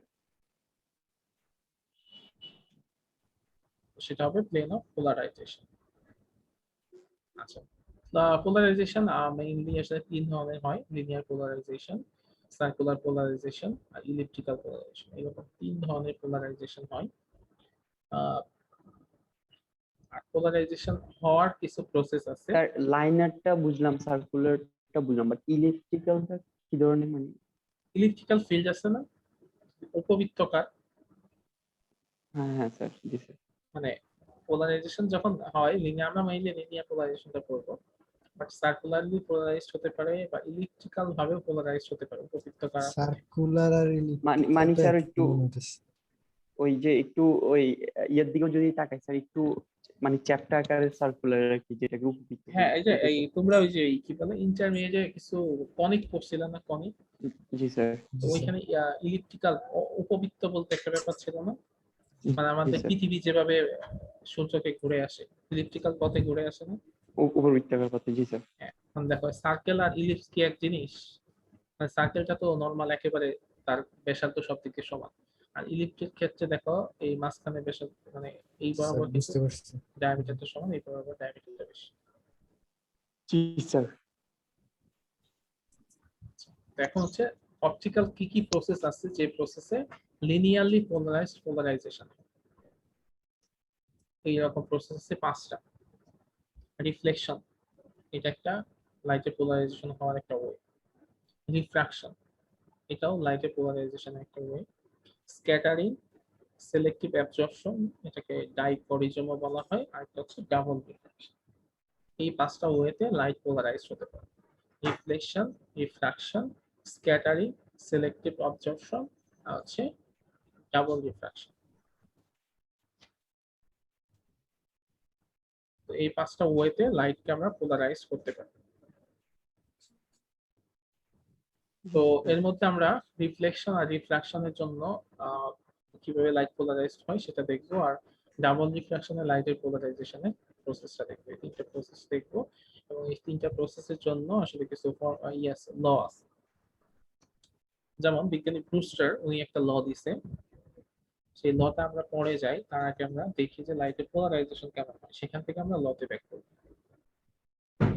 আচ্ছা, ধরলাম যে কিছু আনপোলারাইজড লাইট আছে, কিছু আনপোলারাইজড লাইট, সেগুলো হচ্ছে এখানে এসে পড়লো। দুইটা মিডিয়াম আছে, উপরেরটা আমরা লাইট মিডিয়াম আর নিচেরটা হচ্ছে আমার ডেন্সার মিডিয়াম। তো পড়ার পরে আমার হয়তো এখানে একটা পোলারাইজিং কোন একটা ফিল্টার আছে বা এমন একটা জিনিস আছে যেখানে পড়লে লাইট পোলারাইজড হয়। তো এরকম একটা অবস্থা, তো লাইট এখানে এসে পড়ছে, লাইট পড়ার পরে এই লাইটের কিছু অংশ রিফ্লেক্ট হয়ে গেছে। মানে কোন একটা জায়গা থেকে লাইট যখন লাইট পড়লে সেখানে কিন্তু দুই ধরনের ঘটনাই ঘটে, তিন ধরনের ঘটনা ঘটে। লাইট রিফ্লেক্ট হয়, আর লাইট হচ্ছে অ্যাবজর্ব হয়, মানে শোষণও হয়, প্রতিফলনও হয়, প্রতিসরণও হয়। তো লাইট এখানে পড়লো, পড়ার পরে কিছু লাইট এখান থেকে রিফ্লেক্ট হয়ে গেল, এবং যে লাইটটা রিফ্লেক্ট হয়ে গেছে সেটা পোলারাইজড হয়ে গেছে, মানে plane polarized reflected light. Sir একটা জিনিস হচ্ছে আমরা এই ধরনের মানে ফিগার আগেও পড়ছিলাম ইন্টারমিডিয়েটে, তো তখন তো স্যার যে আনপোলারাইজড লাইট ছিল ওইটার ডিরেকশন তো স্যার বিসির দিকে হওয়ার কথা না স্যার? তখন এখানে এখানে এখানে একটু আছে, এটা এরকম, এই ফিগারটাতে একটু এই আনপোলারাইজড লাইটের ডিরেকশন হচ্ছে মানে স্যার সব দিকে। জি স্যার বুঝতে পারছি। যাতে একটু দেখা যাচ্ছে। আচ্ছা, তো সেই লাইটটা যখন আনপোলারাইজড লাইট এখানে পড়লো, তো পড়ার পরে এখান থেকে লাইট রিফ্লেক্ট হয়ে গেল। তো আমরা জানি যে যে আপতিত রশ্মি, ইনসিডেন্ট যে রশ্মিটা, সেটা অবিলম্বের সাথে যে কোণ উৎপন্ন করে সেটা হচ্ছে কি আই, যেটাকে আমরা বলি ইনসিডেন্ট অ্যাঙ্গেল। তো লাইট যখন রিফ্লেক্ট হয়ে যায় তখন সে আরেকটা যে অ্যাঙ্গেল তৈরি করে সেটা হচ্ছে আই। ঠিক আছে, মানে লাইট যখন প্রতিফলন হয় তখন কি সমান কোণে প্রতিফলিত হয়, তাই না? এটা আমরা জানি। তো রিফ্লেক্টেড অ্যাঙ্গেল আর মানে ইনসিডেন্ট অ্যাঙ্গেল আর রিফ্লেক্টেড অ্যাঙ্গেল এটা সবসময় হচ্ছে সমান। তো এখানে দুইটাই কোণ হবে আই। এখন এই লাইটটা যখন এখানে প্রতিসরিত হবে তখন প্রতিসরিত হয়েও কিছু পার্শিয়ালি মানে কিছু লাইট পোলারাইজ হয়। তো এখন যেহেতু ডেন্সার মিডিয়ামে গেছে, তো স্বাভাবিকভাবে কি হবে, যে পথে যাওয়ার কথা সেই পথে না গিয়ে বেঁকে যাবে। অবিলম্বের দিকে বেঁকে যাবে। কেন বেঁকে যাবে? কারণ সেটা ডেন্সার মিডিয়াম আছে, তো অবিলম্বের দিকে বেঁকে গেছে। তো এখানে যে কোণ উৎপন্ন হয়েছে সেটা হচ্ছে রিফ্র্যাক্টেড অ্যাঙ্গেল, বা that means angle of refraction, that means প্রতিসরিত কোণ। এখন বিজ্ঞানী ব্রুস্টার উনি আসলে বিভিন্ন এক্সপেরিমেন্ট করে দেখছে যে এই যে লাইট যে ফেলতেছে, মানে এই পাশের ইনসিডেন্ট অ্যাঙ্গেলের উপর ডিপেন্ড করেই তো এই আই আর আর এর মান ডিফারেন্ট করতেছে, মানে ডিফারেন্স হচ্ছে। সো উনি বিভিন্ন অ্যাঙ্গেলে লাইটকে মানে ইনসিডেন্ট করে দেখছেন, দেখার পরে দেখছেন ম্যাক্সিমাম পোলারাইজেশন হয় কোথায়? ম্যাক্সিমাম পোলারাইজেশন হয় তখন যখন এই যে এই পাশে যে রিফ্লেক্টেড রে আর এই পাশে রিফ্লেক্টেড রে, এই দুইটা 90 ডিগ্রি। 90 ডিগ্রি হয়। মানে এই দুইটা যদি 90 ডিগ্রি হয় তাহলে সেই পজিশনে লাইটে যদি আমি রিফ্লেক্ট করি তাহলে সে তখন ম্যাক্সিমাম পোলারাইজেশন পাচ্ছে। বা ম্যাক্সিমাম পোলারাইজেশন তখনই পাওয়া যায় যখন হচ্ছে কি হবে, এই রিফ্লেক্টেড রে আর রিফ্লেক্টেড রে এই দুইটার মধ্যবর্তী কোণ হয় 90 ডিগ্রি। তাহলে এই দুইটার মধ্যবর্তী কোণ যদি এটা 90 কি ডিগ্রি স্যার হয়, 90 ডিগ্রির বেশি হওয়া পসিবল না স্যার? হ্যাঁ এটা 90 ডিগ্রি বেশি হতে পারে, এটা 90 ডিগ্রি কম হতে পারে, কিন্তু যখন কম বা বেশি হবে তখন কিন্তু ম্যাক্সিমাম পোলারাইজেশন হবে, তখন পোলারাইজেশনটা সর্বোচ্চ পরিমাণ হবে। জি স্যার। তো এখন ব্যাপার যেটা, সেটা হচ্ছে আমরা দেখতেছি যে এই পাশে আই, এই পাশে 90 ডিগ্রি, এই পাশে আর, এই পুরাটুকু কত ডিগ্রি? আই 90 ডিগ্রি, আর 180 ডিগ্রি 180 ডিগ্রি, 100 এর উপর, তাই না? তাহলে তার মধ্যে আই প্লাস আর সমান সমান হবে কত? 180 minus 90 degree sir. 90 degree sir. আমাদের 90। ওকে, তাহলে এখান থেকে খুব সহজে আমরা আর এর মানটা পেয়ে গেলাম, R is equal to 90 degree minus 1 I. Okay, যেখানে আই আর আর হচ্ছে ইনসিডেন্ট অ্যাঙ্গেল আর রিফ্র্যাক্টিভ অ্যাঙ্গেল। এখন অ্যাকর্ডিং টু স্নেলের সূত্র অনুযায়ী আমরা কি জানি? আপতন কোণের সাইন আর প্রতিসরণ কোণের সাইনের অনুপাত হচ্ছে একটা ধ্রুবক সংখ্যা, যেটাকে আমরা বলি প্রতিসরাঙ্ক মিউ বা মিউ। আচ্ছা, সো মিউ সমান সমান sine I divided by sine R. ঠিক আছে, আর এখানে mu two by mu one লিখছে, মানে হচ্ছে একটাকে ধরছে ওই মানে একটাকে হয়তো এয়ার কনসিডার করছে বা রিফ্লেক্টিং সারফেস কনসিডার করছে, একটা জি স্যার। সারাউন্ডিং মিডিয়াম বা এয়ার সারফেস কনসিডার করছে, একই কথা। তুমি দুইটা কনসিডার না করে দুইটাকেও যদি অ্যাভারেজ করো, ওই একটা কনস্ট্যান্টই আসবে, মিউ আসবে। স্যার বলছেন যে আর এর মানটা আমরা পেয়ে যেতেছি খুব ইজিলি স্যার, তো আমাদের কি আই এর ভ্যালুটা দেয়া আছে, মানে আই এর যে এই কোনটা তো আই এর ভ্যালু বাইট করার জন্য এটা এখন আর 2 ভ্যালু তো নম্বর বের সমীকরণ। করতে পারবো, দেখো কি হয়। ধরো এখানে সাইন আই আছে, আর সাইন আর এর মান আমি বসাইলাম কত, 90 ডিগ্রি মাইনাস আই। ঠিক আছে, এখন সাইন 90 ডিগ্রি মাইনাস আই, তাহলে এটা কোন কোঅর্ডিনেটে পড়তেছে? আর আরেকটা জিনিস কি, আরেকটা জিনিস খেয়াল করো, যে আমাদের তো আসলে আইটাই বের করতে হবে, তাই না?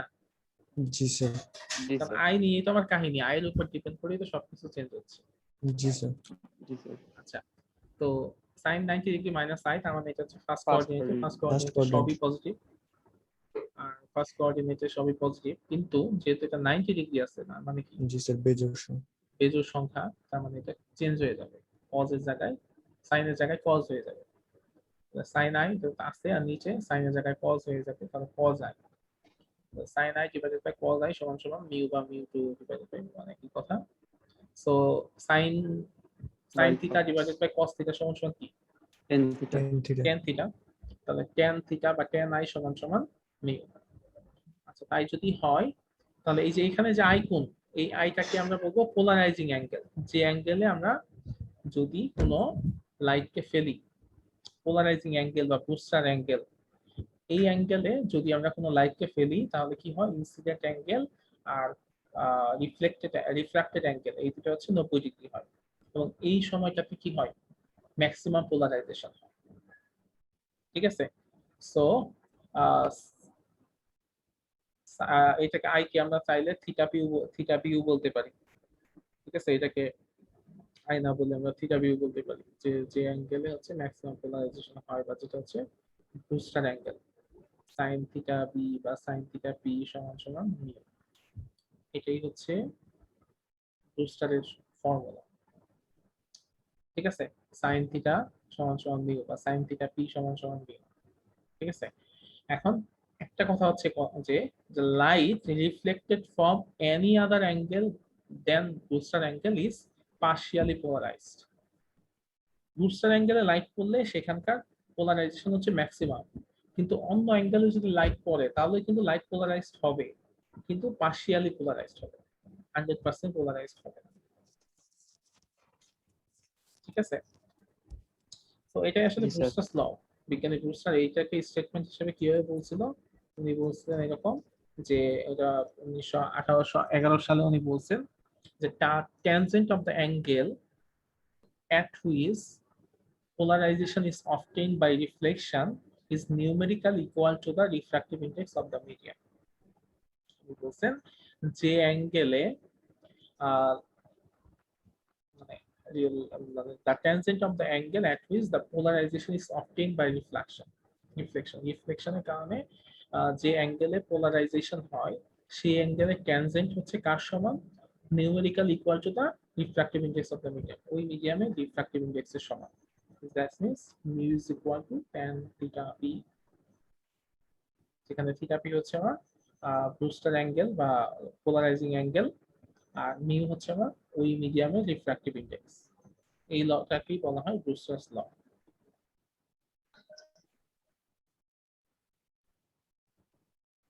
স্যার তার মানে হচ্ছে ওইখানে tan i সমান যে মিউ পাইছি ওটা সমান আবার tan থিটা পি বসাই দুই সাইড থেকে, হ্যাঁ, এটা মানে জাস্ট বসাই দিতে পারো, tan যে tan হ্যাঁ, আমি আই না লিখে থিটা পি বা থিটা পি লিখলাম। জি স্যার। স্যার এই রিলেটেড ম্যাথ দিলে আরো ক্লিয়ার হয়ে যেত। এই রিলেটেড ম্যাথ হচ্ছে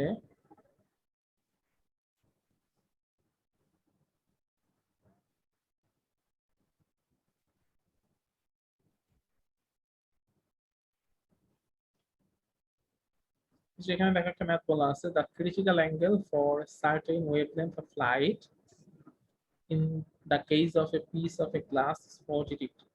Find the polarizing angle for glass. Critical angle দেয়া আছে বলছে পোলারাইজিং অ্যাঙ্গেল বের করতে। তো তোমরা মনে হয় এর আগে একটা ফর্মুলা পড়ে আসার কথা, সেটা হচ্ছে ক্রিটিক্যাল অ্যাঙ্গেল এর সাথে রিফ্র্যাক্টিভ ইনডেক্স একটা সম্পর্ক আছে। Mu is equal to 1 by sine C, sine theta, sine critical angle. ঠিক আছে, mu is equal to 1 by sine C, C হচ্ছে ক্রিটিক্যাল অ্যাঙ্গেল। এখান থেকে খুব ইজিলি মিউটা বের হয়ে যাবে। সেই মিউটা আবার বুস্টার অ্যাঙ্গেলে বসায় mu is equal two tan theta P. Mu এর মান যেহেতু জানো, সো থিটা পি মানটা বের করে দিতে হবে। জি স্যার।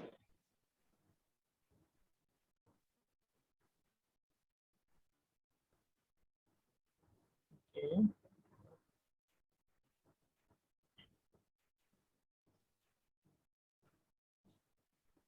আচ্ছা, এরপর হচ্ছে ম্যালাস ল। ম্যালাস ল জিনিসটা কি?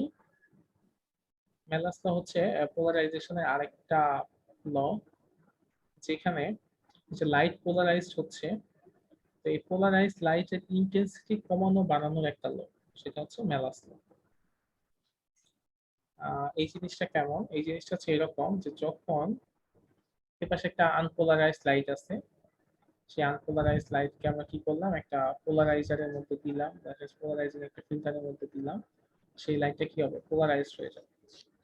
সেই পোলারাইজড লাইটটার ইন্টেন্সিটিটা কি হবে, মানে এইখানে যে ইন্টেন্সিটি থাকবে সেটা ইন্টেন্সিটি তো এখানে একই থাকবে। তো এই ইন্টেন্সিটিটা আমি চাইলাম হচ্ছে পোলারাইজড লাইটের ইন্টেন্সিটিটা আমি কমাবো। কমানোর জন্য আমি কি করতে পারি, এই পাশে একটা অ্যানালাইজার রাখতে পারি। তো সেই অ্যানালাইজারটা দিয়ে আমি হচ্ছে এই লাইটের ইন্টেন্সিটিটা কমাইতে পারি। ঠিক আছে, বা যে যতটুকু ইন্টেন্সিটি আছে সেটুকু রাখতে পারি। সেটা নিয়ে একটা ল হচ্ছে ম্যালাস ল। তো উনি আসলে কি বলছেন, উনি বলছেন যে according to Malus, when completely plane polarized light is incident on the analyzer, মানে এই পাশে লাইট পোলারাইজড হয়েছে, সেই লাইটটা যখন এই পাশে অ্যানালাইজারের মধ্যে পড়ে, the intensity of the light transmitted by the analyzer is directly proportional to the square of the cosine of angle between the transmission axis of the polarizer and the analyzer. এই যে পোলারাইজার বা অ্যানালাইজারের মধ্যে যে একটা transmission Axis আছে, দেখো এটা transmission Axis উপরের দিকে, আর এটা ট্রান্সমিশন অ্যাক্সিস একটু বাঁকা হয়ে আছে, তার মানে এটা কোন অ্যানালাইজারের তো পোলারাইজারের তো আসলে এরকম, তাহলে এখানে একটা অ্যাঙ্গেল তৈরি করছে। তো বলা হয়েছে যে এই অ্যাঙ্গেলের সাথে, অ্যাঙ্গেলের কোসাইনের স্কোয়ারের সাথে এই লাইটের যে এইখানে ইন্টেন্সিটি যদি ই থাকে, আর এখানকার নতুন ইন্টেন্সিটি যদি হচ্ছে, আচ্ছা নতুন ইন্টেন্সিটি ধরলাম ই, আর আগের ইন্টেন্সিটি ধরলাম ই নট। তো এই যে ই নট থেকে ই যে হবে, মানে ইন্টেন্সিটির যে পরিবর্তনটা হবে, সেটা ডিপেন্ড করবে এই থিটার উপর, এই থিটা কোসাইনের স্কোয়ার। এই নিয়ে একটা ভিডিও দেখাইলে তোমাদের মানে ভিজুয়ালাইজেশন সম্পর্কটা কিভাবে হইছে এটা যদি আর কি ক্লিয়ার করতে। cos স্কয়ারটা আসছে কেন? একটু দেখাই।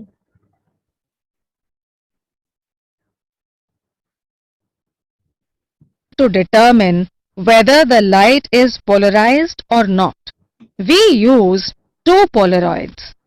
The first Polaroid polarizes the unpolarized light and is called the polarizer. The second Polaroid is called the analyzer, as it is used to determine whether the light is polarized or not. Let us now place the analyzer in such a way that its transmission axis is parallel to the transmission axis of the polarizer. We get polarized light from the second Polaroid. Now, analyzer is rotated so that its transmission axis becomes perpendicular to the transmission axis of polarizer. The polarized light stops entirely. The intensity of light emerging from the second Polaroid becomes zero. To determine whether the light is polarized, এখানে একটু দেখো, এই যে লাইটটা আসতেছে, light আসতেছে, এটা হচ্ছে যেহেতু পোলারাইজার, এখানে লাইটটা পোলারাইজড হবে। ঠিক আছে, লাইটটা পোলারাইজড হচ্ছে। আচ্ছা, পোলারাইজড হচ্ছে। এই পোলারাইজড লাইটের এই পাশের এই পোলারাইজারের যে অ্যাক্সিস আর অ্যানালাইজারের যে অ্যাক্সিস, দুইটা কিন্তু সেম অ্যাঙ্গেল আছে। তো সেম অ্যাঙ্গেলে থাকার কারণে কি হইতেছে, লাইটটা ঠিকমতো এই যে ইন্টেন্সিটি কিন্তু কোনো পরিবর্তন হয় না। এই পাশে যে ইন্টেন্সিটি আছে, এই পাশে সেম ইন্টেন্সিটি আছে। কিন্তু এরপর যখন আমরা কি করলাম, এই অ্যানালাইজারের ট্রান্সমিশন অ্যাক্সিসটাকে পরিবর্তন করে দিলাম, অ্যানালাইজারের ট্রান্সমিশন অ্যাক্সিসটাকে পরিবর্তন করে দিলাম। এখন হচ্ছে মানে ট্রান্সমিশন অ্যাক্সিসকে পরিবর্তন করে প্রায় প্রায় হচ্ছে 90 ডিগ্রি করে দেওয়া হয়েছে। এখন দেখো কোনো লাইট আর ওইদিকে পাস করতেছে না। ওটা কি রিফ্লেক্ট হয়ে অন্যদিকে চলে যাচ্ছে? এটা জি। আচ্ছা, এটা হচ্ছে যেটা হয় যে আমি তোমাদের একটু আগে বলতেছিলাম যে ওই পোলারাইজিং যখন একটা ফিল্টার থাকে, সেই ফিল্টারের মধ্যে দিয়ে লাইট হচ্ছে যে কোনো একটা অ্যাক্সিস বরাবর রিফ্লেক্ট মানে ভাইব্রেট করে। তো যখন একটা অ্যাক্সিস বরাবর ভাইব্রেট করে, তো আমি যদি ট্রান্সমিশন অ্যাক্সিসটা এমন ভাবে দিয়ে দেই যে আমার যে ওই ইনসিডেন্ট মানে পোলারাইজ লাইটটা, সেটা ভাইব্রেশন অ্যাক্সিসের সাথে ওইটা ট্রান্সমিশন অ্যাক্সিস না মিলে, তখন কি আর লাইট ওই দিকে যাইতে পারবে? না। ব্যাপারটা তাই না? স্যার এখানে কি 90 ডিগ্রি রোটেট করছে স্যার? হ্যাঁ দেখো, এইভাবে 90 ডিগ্রি হয়ে না চলে গেছে। কারণ হচ্ছে স্যার আপনি যে বইতে মানে পিডিএফ এ যে চিত্রটা দেখেছেন ওখানে তো সামান্য পরিমাণে থিটা ডিগ্রি রোটেট চেঞ্জ করার হয়েছে। কারণে তার হালকা পরিমাণে বাঁকা হয়ে চেঞ্জ হয়েছে, এই কারণে জিজ্ঞেস করলাম। তো এই হ্যাঁ হ্যাঁ, যে অ্যানালাইজার আপনি যেটা স্যার পিডিএফ এ দিয়েছেন ওইটা দিয়ে তো স্যার যাইতে পারবে না? হ্যাঁ হ্যাঁ, এটাতে যাইতে পারবে, এটাতে যাইতে পারবে। আমি তো এটাই বললাম যে লাইটের ইন্টেন্সিটি পরিবর্তন হয়। যদি এমন হয় যে 90 ডিগ্রি করে ফেলো, 90 ডিগ্রি করলে দেখো এখানে ম্যাথমেটিক্যালি যে 90 ডিগ্রি হয়, cos 90 ডিগ্রি মান কত? 0। 0। তাহলে তোমার হ্যাঁ কোনো ইন্টেন্সিটি তুমি পাবা না। কিন্তু এটা এই থিটার মান যদি 90 ডিগ্রি না হয় 45 ডিগ্রি হয়, তখন তুমি জি একটা মান পাবা। 60 ডিগ্রি জি হলে জি। তখন একটা মান পাবা, 30 হলে তখন একটা মান পাবা। জি স্যার। জি স্যার। স্যার এই সম্পর্কটা কিভাবে আসছে একটু যদি বলতেন ভাই। এই জিনিসগুলো আসলে করে মানে এক্সপেরিমেন্টাল ওয়ার্ক করে পরে ডেটা থেকে বের করে রিলেশন করে। স্যার আমার প্রশ্নটা হচ্ছে কেন কজ মানে সাইন কেন নয় বা মানে আমি তোমাকে সেটাই বললাম যে এই জিনিসগুলো হচ্ছে এক্সপেরিমেন্টালি কাজ করে শুরুতে। এগুলো হচ্ছে ব্যাক ক্যালকুলেশন করে ফর্মুলা বানানো হয়। এক্সপেরিমেন্টাল কাজ করে দেখা হয়েছে ধরো 5 ডিগ্রিতে কত হয়, 10 ডিগ্রিতে কত হয়, 30 ডিগ্রিতে কত হয়, 40-50 কত হয়। তারপর ধরো একটা গ্রাফ আঁকা হয়েছে, গ্রাফ দেখে বোঝা গেছে আচ্ছা এটা প্রজেক্ট। জি স্যার। সো এখানে যেটা হবে যে আমার এই পাশের যদি ই নট হয় আর এই পাশে যদি ই হয়, তাহলে ই ইজ ইকুয়াল টু বা ই1, এখানে যেটা ই1 লিখছে তো আমি বলি যে এই পাশে ই1। আচ্ছা এই পাশে ধরি ই1, এটা হচ্ছে ই1, এটা হচ্ছে ই। তাহলে E1 is equal two is proportional to cos square theta. E1 সমান সমান ই cos স্কয়ার থিটা। ই এর সাথে একটা সম্পর্ক হবে, ই এর এত পার্সেন্ট কমে যাবে এবং এত percent। আর যদি 0 ডিগ্রি হয়, cos 0 ডিগ্রি মান কত? 1 স্যার। 1। তো cos 0 ডিগ্রি ক্ষেত্রে কোনো ধরনের পরিবর্তন হবে না। ই1 সমান সমান ই থাকে। তো এটাই হচ্ছে ম্যালাস ল অফ পোলারাইজেশন। এটা হচ্ছে কি স্যার পোলারাইজ লাইট কনস্ট্যান্ট? না, ই হচ্ছে পোলারাইজড লাইট কনস্ট্যান্ট না, ই হচ্ছে তোমার intensity of the incident light.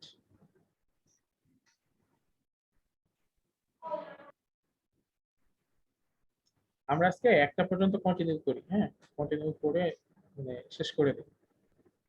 G sir. তো এরপরে আরেকটা জিনিস আছে, সেটাকে বলা হয় double refraction. That means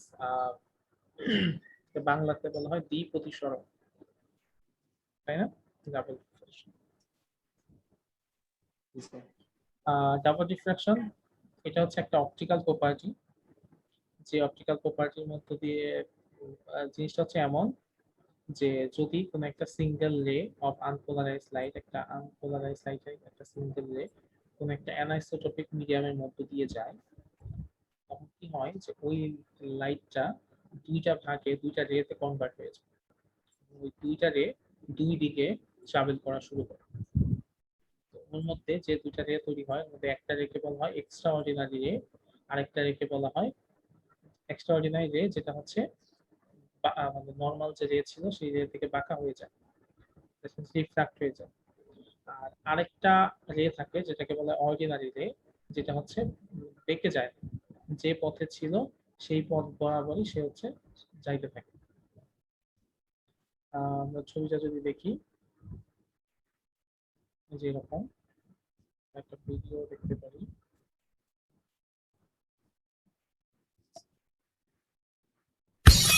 Hi students, this animation and description would help even more easier.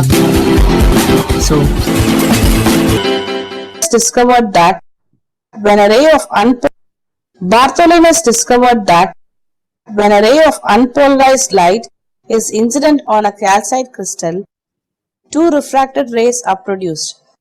This phenomenon দেখো ক্যালসাইট ক্রিস্টালের নাম তো সুন্দর শুনছো, তাই না? তো এরকম একটা ক্যালসাইট ক্রিস্টালের মধ্যে যদি একটা আনপোলারাইজ লাইট পড়ে, তাহলে এখানে দুইটা রে তৈরি হয়।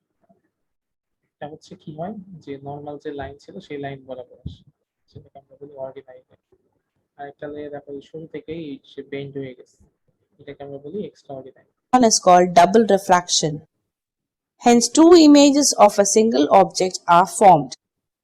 This phenomenon is exhibited by several other crystals like quartz, mica, etc. When an ink dot on a sheet of paper is viewed through a calcite crystal, ঠিক আছে, ব্যাপারটা বুঝতে পারছো কাহিনী? দেখো এপাশে আনপোলারাইজ লাইট ক্যালসাইট ক্রিস্টালে পড়লো, সেটা হচ্ছে কি হলো যে দুইটা রেতে কনভার্ট হয়ে গেল। একটাকে আমরা বলতেছি অর্ডিনারি রে, আরেকটাকে বলতেছি আমরা এক্সট্রা অর্ডিনারি রে। তো যেটা হচ্ছে বেন্ড হয়ে যাবে সেটা হচ্ছে এক্সট্রা অর্ডিনারি রে, আর যেটা আগের যে ওয়ে ছিল সেই পথে যাবে সেটা হচ্ছে অর্ডিনারি। এখন কি কি ক্ষেত্রে এটা হতে পারে সেটা হচ্ছে ক্যালসাইটের ক্ষেত্রে হতে পারে, তারপর কোয়ার্টারের ক্ষেত্রে হতে পারে, তারপর হচ্ছে মাইকার ক্ষেত্রে হতে পারে। এইসব ক্ষেত্রে এই জিনিসগুলো হয়ে থাকে। যেহেতু এখানে দুইটা রিফ্রাকশন হয়েছে, এই জন্য এটাকে বলা হয় ডাবল রিফ্রাকশন। এবং এটার সাহায্যে যেটা করা হয় সেটা হচ্ছে কি, গ্লাস এবং ক্যালসাইট এই দুইটা দেখবে একটা করে, এই দুইটার মধ্যে পার্থক্য করা হয় হচ্ছে ডাবল রিফ্রাকশনের প্রসেসে কম্পেয়ার করা যায় দুইটা ম্যাচ। স্যার এক্সট্রা অর্ডিনারি রে এবং অর্ডিনারি রেটা কি স্যার প্যারালাল ওয়েতে চলতে থাকে এরপরে? হ্যাঁ, ওখান থেকে বের হয়ে যাওয়ার পরে প্যারালাল হয়ে যায়। মানে তুমি দেখবা হচ্ছে এরপরে দুইটাকে প্যারালাল দিতে। ধরো তুমি একটা কাগজের মধ্যে একটা পেন্সিল দিয়ে একটা মার্ক করছো, কিন্তু সেই স্যার কাগজটা ওই যে হ্যাঁ ভিডিওতে কিন্তু ওই যে ইয়েতে পড়ার পর দুইটা কিন্তু দুই দিকে চলে গেছে, মানে দুইটার অ্যাঙ্গেল দুই দিকে ছিল আর কি। হালকা একটু বাঁকানো ছিল। on a calcite crystal, two refracted ও আচ্ছা, তোমরা কি যে পরের কথা বলতেছো? জি স্যার, এটা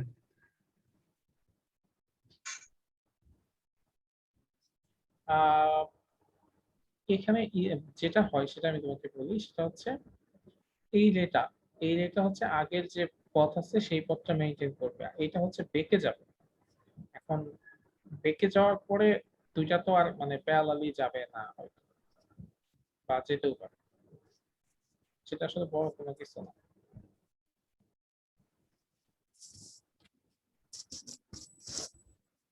ওকে স্যার। এখানে তো ওই ছবিটা দেখাই কিনা। আচ্ছা, এই যে খেয়াল করে দেখো, যে আমি এই কথাটাই বলতে চাচ্ছি। ধরো একটা পেপারের মধ্যে তুমি একটা ডট আঁকছো, বা যে কোনো পেন্সিল দিয়ে কলম দিয়ে একটা দাগ। to a calcite তো crystal.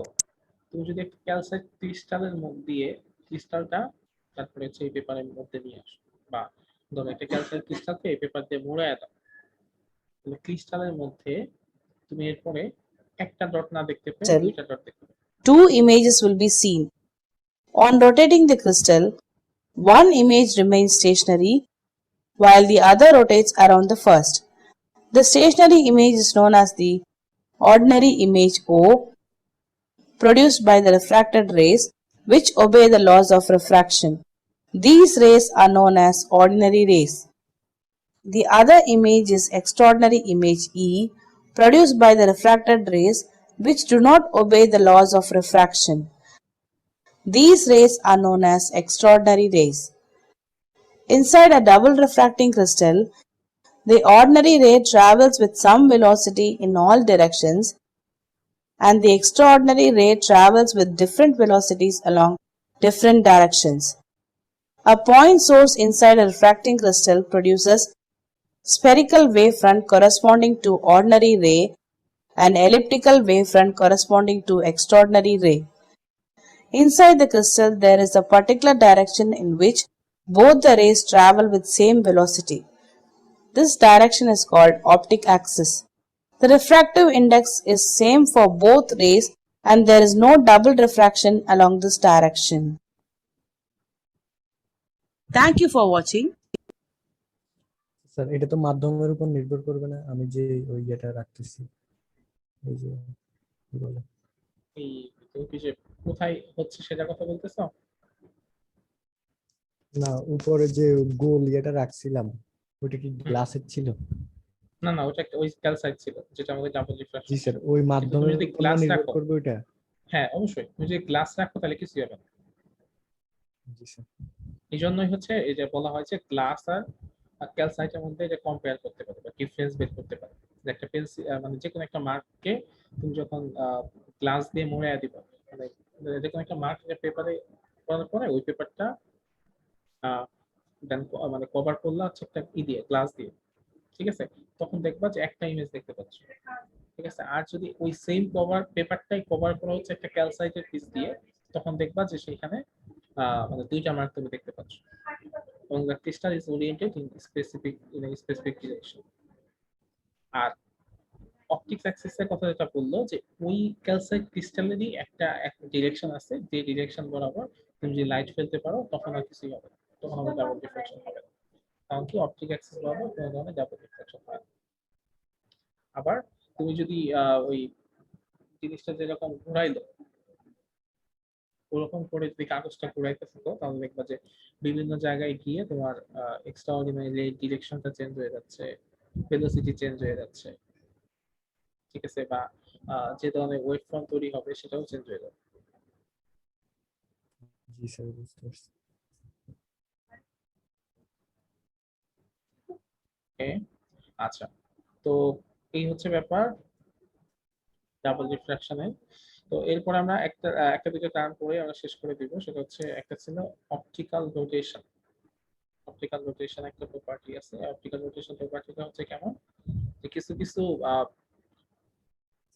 ক্রিস্টাল আছে যেমন কোয়ার্টাস, তারপর হচ্ছে সোডিয়াম ক্লোরাইড, হচ্ছে লবণ।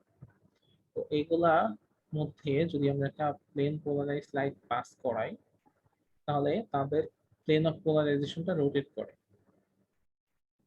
নরমালি আমরা তো প্লেন অফ মানে plane of vibration, plane of polarization কি জানি, তাই না? তো যদি এমন হয় যে এই সোডিয়াম ক্লোরাইডের দ্রবণ বা কোয়ার্টাস এসবের মধ্যে দিয়ে আমি কি করি যে একটা মানে প্লেন পোলারাইজড লাইটকে পাস করতে দেই, তখন যেটা হয় সেটা হচ্ছে ওদের প্লেন অফ পোলারাইজেশনটা রোটেট করে, মানে আগে যে প্লেন অফ পোলারাইজেশনের যে ডিরেকশন ছিল সেটা রোটেট করে ফেলে। তো এই ধরনের ফেনোমেনাকে বলা হয় অপটিক্যাল রোটেশন।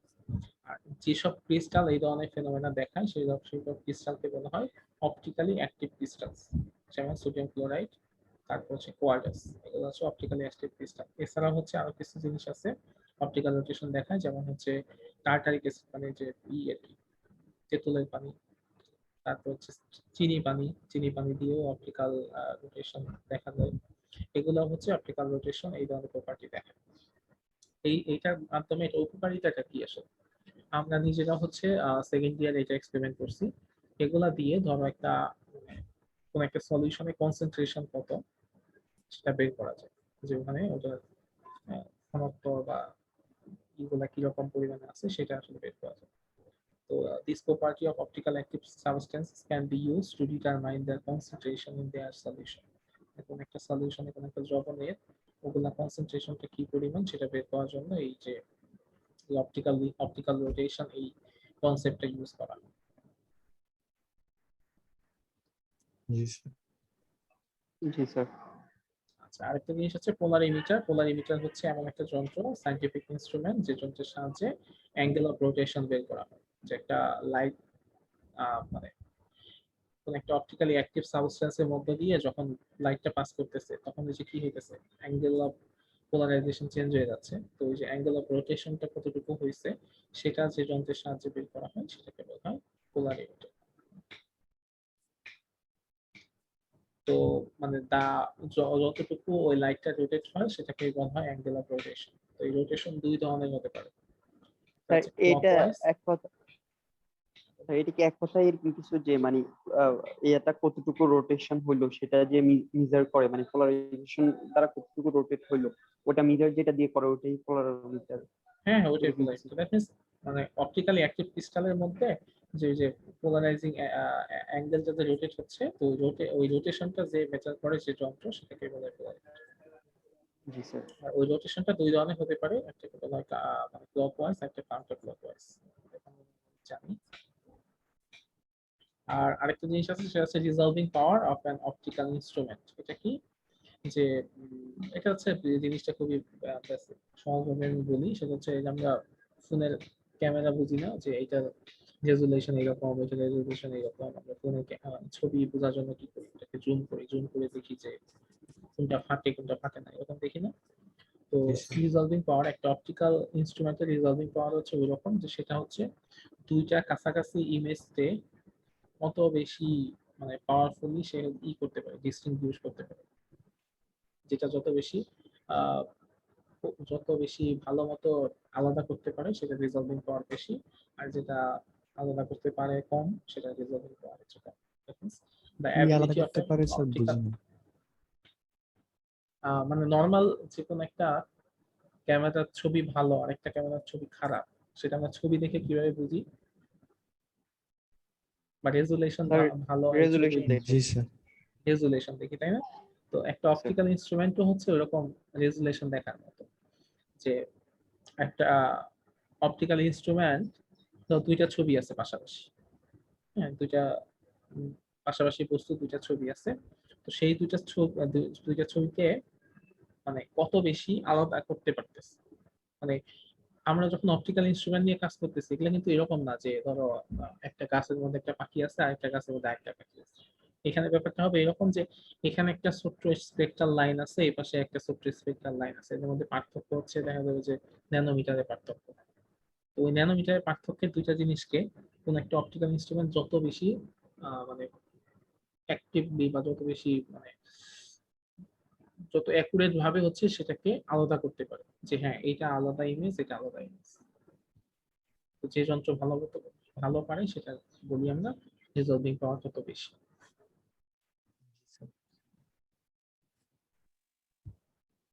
বুঝতে পারছো? জি স্যার। তো তাহলে এই হচ্ছে আমাদের মোটামুটি অপটিক্স শেষ। আর এখানে হচ্ছে কিছু ম্যাথ দেয়া আছে।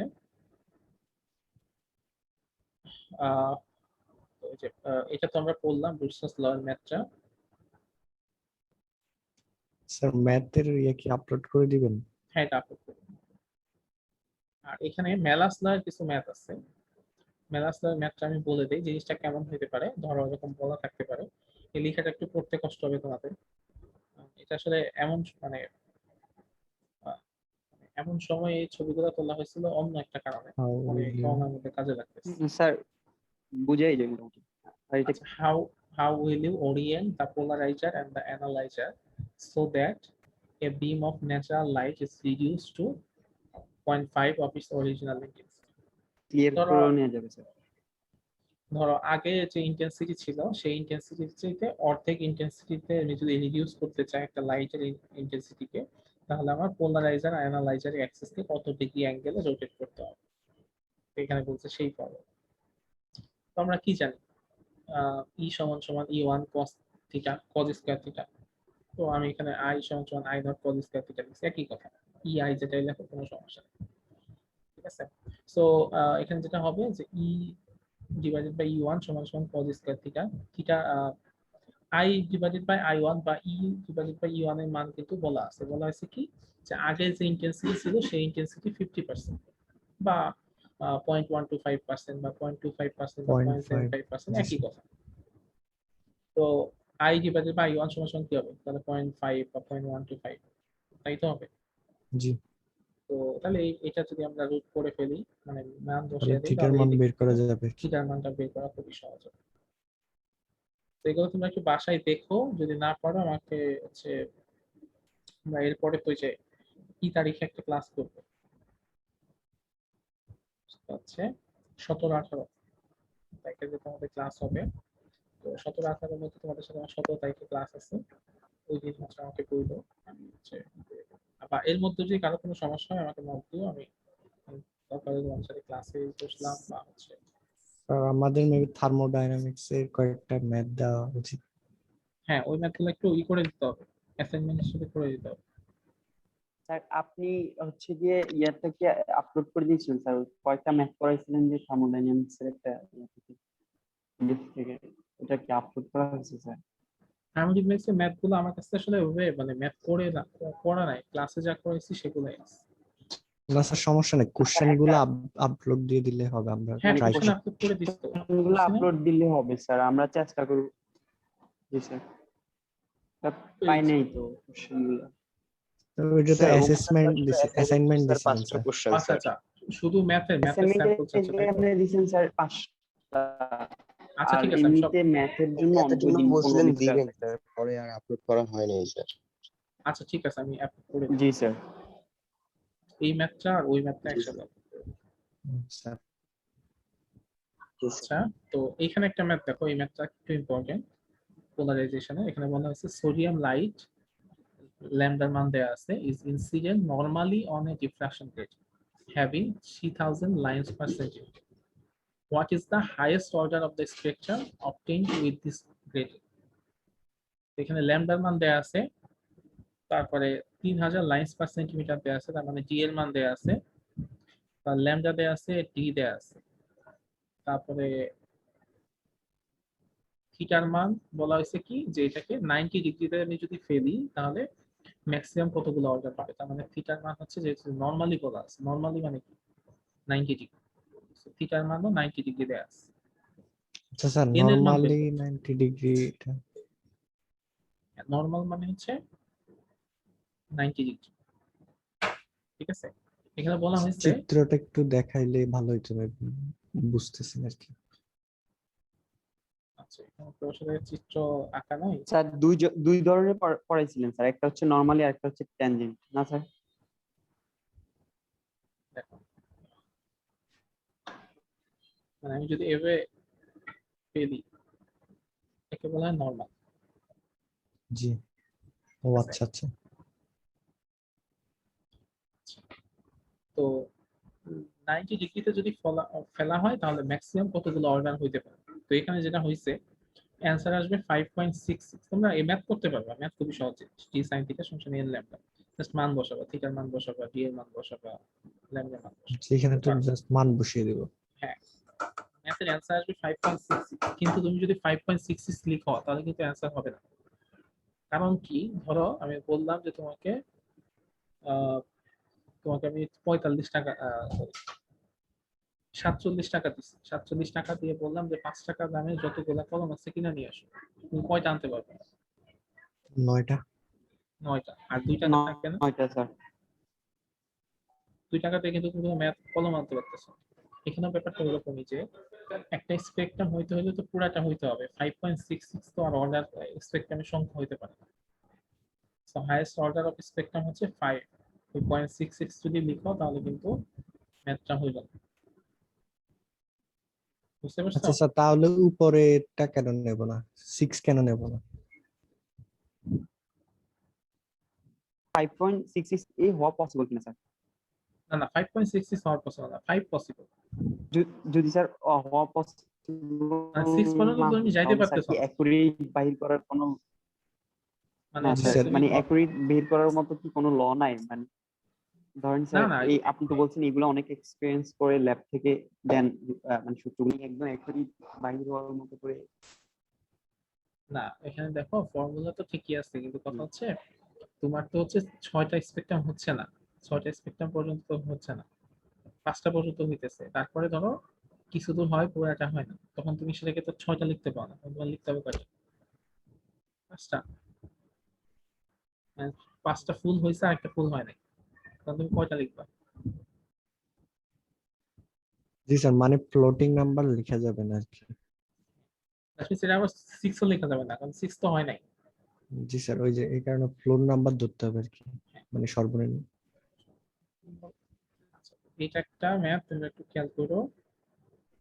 আর হচ্ছে আরেকটা ম্যাথ আমি দেখাই, সেটা হচ্ছে ইন্টারফারেন্সের ক্ষেত্রে। আচ্ছা, এখানে বলছে in a double slit experiment the separation between the sources is 0.18 millimeter. Sources separation এটা হচ্ছে কি কি ছিল মনে আছে? একটু মনে করে দেন। এই যে দেখো, সোর্সেস সেপারেশন এটা ছিল কি স্মল ডি, তাই না? আর সোর্স থেকে স্ক্রিনের ডিসটেন্স সেটা ছিল ক্যাপিটাল ডি, আর একটা ফ্রিঞ্জ থেকে আরেকটা ফ্রিঞ্জের যে ডিসটেন্স সেটা ছিল এক্স।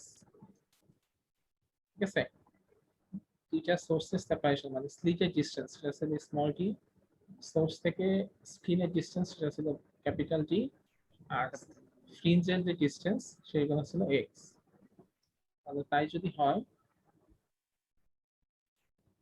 তাহলে হচ্ছে যেটা করতে হবে, আচ্ছা, in a Young's double slit experiment the separation between the sources are 0.18 millimeter. তার মানে এটা কি ক্যাপিটাল ডি স্মল ডি না এক্স?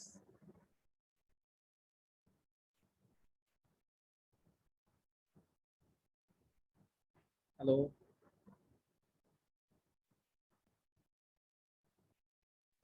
জি স্যার, আরেকবার যদি বলতেন স্যার, বুঝিনি আচ্ছা। স্যার। দেখো এখানে বলছে যে আমরা যখন ইয়াং এর ডাবল স্লিট এক্সপেরিমেন্টটা করতাম তখন কি ছিল, তখন ছিল এরকম যে দুইটা সোর্সের যে ডিসটেন্স সেটাকে আমরা বলতাম ডি, আর জি স্যার, সোর্স থেকে স্ক্রিনের যে ডিসটেন্স সেটাকে বলতাম ক্যাপিটাল ডি, ক্যাপিটাল ডি, আর একটা ফ্রিঞ্জ থেকে আরেকটা ফ্রিঞ্জের যে ডিসটেন্স সেটাকে বলতাম এক্স। এক্স। সেটা দিয়ে আমাদের ফর্মুলা বের হয়েছিল, ফর্মুলাটা ছিল এরকম যে পাথ ডিফারেন্স সমান সমান এক্স ডি বাই ডি। তো আমরা যখন ম্যাথ করতে যাব তখন আমাদের লিখতে হবে, তো এখানে যেটা বলা আছে the separation between the sources, তার মানে এটা হচ্ছে স্মল ডি, স্মল ডি সমান সমান 0.18 0.18 মিলিমিটার। তারপর বলছে the fringes are observed on a screen 90 metre away, capital D sir. 90 metre দূরে ফ্রিঞ্জ গুলো অবজার্ভ করা হলো, তার মানে ক্যাপিটাল ডি হচ্ছে 90 মিটার। তারপর বলছে Yes, sir. if with certain monochromatic source of light the third bright fringe is situated at a distance of 8.1 millimeter from the central bright fringe, বলা হইলো যে সেন্ট্রাল ব্রাইট ফ্রিঞ্জ থেকে 8.1 millimetre দূরে তৃতীয় bright ফ্রিঞ্জটা তৈরি হয়েছে। ব্রাইট ফ্রিঞ্জে অবস্থিত তৈরি হয়েছে। তার মানে আমি যদি একটা ফ্রিঞ্জের অবস্থান বের করতে চাই, মানে একটা ফ্রিঞ্জের দূরত্ব বের করতে চাই, তাহলে কি করতে হবে? 8.1 কে 3 দ্বারা ভাগ করতে হবে। কারণ কি? কারণ 3 নাম্বার তিনবার ফ্রিঞ্জের ডিসটেন্স হচ্ছে, হ্যাঁ 3 নাম্বার ফ্রিঞ্জের ডিসটেন্স হচ্ছে 8.1, তাহলে একটা ফ্রিঞ্জের ডিসটেন্স হবে 8.1 ডিভাইডেড বাই 3, তাহলে x is equal to 8.1 divided by 3, d হচ্ছে 0.18 আর ক্যাপিটাল D হচ্ছে 90। তো সবগুলাকে যে কোনো একটা ইউনিটে নিয়ে আসতে হবে, হয় মিটারে, হয় সেন্টিমিটারে, হয় মিলিমিটার, যে কোনো একটাতে নিয়ে আসতে হবে। তারপর ফর্মুলা হচ্ছে x is equal to lambda d by d, x is equal to lambda d by d। তো তারপর ল্যামডা সমান বাইর করব দেন। তো এগুলা খুবই এটা তারপরে পারবা যদি খালি উপরে এই জিনিসগুলো বুঝতে পারো। এই ম্যাথটা আমি একটু বলে দেই। এই ম্যাথে বলছে যে in a double slit experiment using sodium light of wavelength 5.989 into 10 to the minus 5 centimeter, দেখো একটা ডাবল স্লিট এক্সপেরিমেন্টে আমরা যে লাইটটা ইউজ করতেছি সোডিয়ামের তার ওয়েভলেন্থটা দেয়া আছে। তো বলা হলো an interference pattern is obtained in which 20 equally spaced fringes occupy the distance of 2 cm on a screen. তো ওই ওয়েভলেন্থের সোডিয়াম লাইট ইউজ করার ফলে যে ইন্টারফারেন্স প্যাটার্নটা তৈরি হচ্ছে সেই প্যাটার্নটা হচ্ছে এইরকম যে স্ক্রিনের 2 সেন্টিমিটারের মধ্যে 20টা ফ্রিঞ্জ তৈরি হয়েছে। স্ক্রিনের 2 সেন্টিমিটার জায়গার মধ্যে 20টা ফ্রিঞ্জ তৈরি হয়েছে। এরপর আমি কি করছি, ওই সোডিয়াম লাইটটা সরায় ফেলছি, সরায় ফেলে সেখানে আরেকটা লাইট লাগাইছি, কিন্তু সেই লাইটের ওয়েভলেন্থ আমি জানি না, এবং মেকিং নো আদার চেঞ্জেস, আমি আর কোনো ধরনের চেঞ্জ করি নাই, মানে স্লিটের ডিসটেন্সও সেম আছে, স্কিনও সেম জায়গায় আছে, মানে আমি আর কোনো ধরনের চেঞ্জ করি নাই, না করে আমি আরেকটা ইন্টারফারেন্স প্যাটার্ন তৈরি করছি। এবং সেখানে আমি যেটা দেখতে পাইছি যে 30 ফ্রিঞ্জেস are found to occupy A distance of 2.4 centimetre. এবং সেক্ষেত্রে আমি যেটা দেখতে পাইছি যে 2.4 সেন্টিমিটার ডিসটেন্সের মধ্যে তখন 30টা ফ্রিঞ্জ তৈরি হয়েছে। ঠিক আছে, প্রথমে সোডিয়াম লাইট ইউজ করার ফলে যেটা হয়েছে 2 সেন্টিমিটারের মধ্যে 20টা ফ্রিঞ্জ তৈরি হয়েছে। আর এরপরে সোডিয়াম লাইট বাদ দিয়ে অন্য একটা লাইট ইউজ করার ফলে যেটা হয়েছে সেখানে 30টা ফ্রিঞ্জ তৈরি হয়েছে 2.4 সেন্টিমিটারের। এখন বলা হয়েছে যে ওই পরবর্তী যে লাইটটা ইউজ করছি সেটা ওয়েভলেন্থ কত। এখন দেখো আমরা জানি কি যে x সমান ল্যামডা d বাই t। তো এখানে এই d আর d দ্যাট মিন্স হচ্ছে সোর্স থেকে স্ক্রিনের ডিসটেন্স আর দুইটা স্লিটের যে মধ্যবর্তী দূরত্ব, এই দুইটা কি সবসময় কনস্ট্যান্ট না দুই ক্ষেত্রেই? যদি দুই ক্ষেত্রে এই দুইটা কনস্ট্যান্ট থাকে তাহলে আমি কি করতে পারি, তাহলে বলতে পারি যে এটাকে আমি প্রপোর্শনালি ভাবে সরাই দিতে পারি, যেহেতু দুইটাই দুই ক্ষেত্রে সমান। সো সেক্ষেত্রে আমি বলতে পারি x is proportional to lambda, তাই তো? মানে d আর d যদি দুই ক্ষেত্রে সমান থাকে তাহলে আমি সরাই দিতে পারি, তাহলে আমি বলতে পারি যে মানে ল্যামডার মানে পরিবর্তনের সাথে সাথে x এর মানে পরিবর্তন হচ্ছে। তার মানে আমরা লিখতে পারি যে ল্যামডা 1 বা মানে ল্যামডা 2 বাই ল্যামডা 1 সমান সমান x2 বাই x1, এটাও লিখতে পারি। বা সো সেখান থেকে আমাদের ল্যামডা 2 এর মানটা বের করতে হবে, ল্যামডা 2 সমান সমান lambda 1 into x2 by x1। So lambda 1 এর মান কত, যেটা আমাদের সোডিয়াম লাইট, সেটা তো যেখানে দেয়া আছে 5.89 ইনটু 10 - 5। সো আমাদের বের করতে হবে x2 এর মান কত আর x1 এর মান কত। তো x2 এর ক্ষেত্রে যেটা, x1 এর ক্ষেত্রে যেটা বলা ছিল যে 20টা ফ্রিঞ্জ তৈরি হয়েছে 2 সেন্টিমিটারের মধ্যে। 2 সেন্টিমিটারে যদি 20টা ফ্রিঞ্জ তৈরি হয় তাহলে একটা ফ্রিঞ্জের উইডথ কত? স্বাভাবিকভাবে 2 সেন্টিমিটারকে 20 দিয়ে ভাগ করলে একটা ফ্রিঞ্জের উইডথ পাবো। So x1 is equal to 2 divided by 20। আর সেকেন্ড ক্ষেত্রে যেটা ছিল, সেকেন্ড ক্ষেত্রে বলা ছিল 2.4 সেন্টিমিটারে 30টা ফ্রিঞ্জ তৈরি হয়েছে, তার মানে একটা ফ্রিঞ্জের উইডথ কত হবে? 2.4 divided by 30। তাহলে x1 x2 এর মান আছে, ল্যামডা 1 এর মান আছে, ল্যামডা 2 এর মান, ল্যামডা 2 এর মান আমরা জাস্ট ক্যালকুলেট করলে পেয়ে যাবো, তাই না? জি স্যার। আচ্ছা, সো তাহলে এই ম্যাথগুলো আমি দিয়ে দিব, এই ম্যাথগুলো তোমরা করে ফেলো, তাইলেই হয়ে যাবে। আর পরীক্ষাটা তাহলে পরীক্ষাটা ম্যাথের উপর নিব, ঠিক আছে? যেহেতু তোমাদের 15 মার্কে আমি 3টা ম্যাথ দিব, 3টা ম্যাথ করে জমা দিব। তো তোমাদের টাইম দিব হচ্ছে ধরো 2 ঘন্টা। স্যার কয়টা ম্যাথ দিবেন স্যার? 3টা ম্যাথ দিব, 5 5 5 3টা ম্যাথ 2 ঘন্টা সময় দিব। কবে 10 তারিখে স্যার? এখন তোমরা ফাইনালের কথা বলতেছেন স্যার? না না না, এটা হচ্ছে class test, 3 number class test. Sir ওই যে 10 তারিখে যেটা দেওয়ার কথা। এখন 10 তারিখে দিতে চাইলে হ্যাঁ ঠিক আছে 10 তারিখে দাও। স্যার আপনি বলছেন না ওইটা অ্যাসাইনমেন্ট আকারে দিয়ে দিবেন? এটা তো অ্যাসাইনমেন্ট টাইপেরই, কারণ অ্যাসাইনমেন্টের সময়টা 1 ঘন্টা মানে একদিন না দিয়ে 2 ঘন্টা সময় দেব। ও আচ্ছা আচ্ছা, জি স্যার বুঝতে পারছি। টাইম, জি স্যার বুঝছেন। টাইম স্যার 2 ঘন্টাই থাকবে, 2 ঘন্টার মধ্যে সাবমিট করতে হবে? হ্যাঁ 2 ঘন্টার মধ্যে সাবমিট করতে হবে।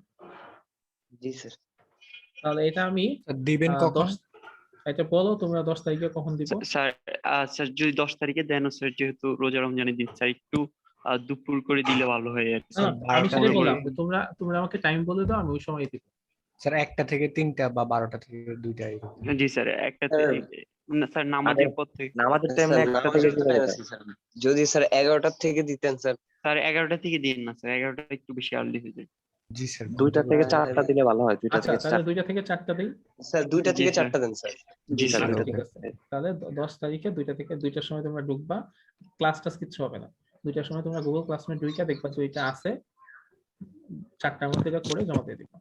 এটা কারোর কি যদি কোনো শুধু হিটের উপরে থাকবে নাকি অপটিক্স এর উপরও? শুধু অপটিক্স, জি স্যার ঠিক আছে, বুঝতে শুধু পারছি। অপটিক্স এর উপর। এই যে অপটিক্স আমি যে ম্যাথের শীটটা দিব, এই শীটগুলো দেখবা আর টুকিটাকি আশেপাশে ম্যাথটা দেখলে পারবা। জি স্যার। আচ্ছা ঠিক আছে, তাহলে আমি অ্যাটেন্ডেন্স দিয়ে আচ্ছা। দিব। হ্যাঁ, জি স্যার। আর তোমাদের হচ্ছে এরপর স্যার 17 তারিখে ক্লাস হবে।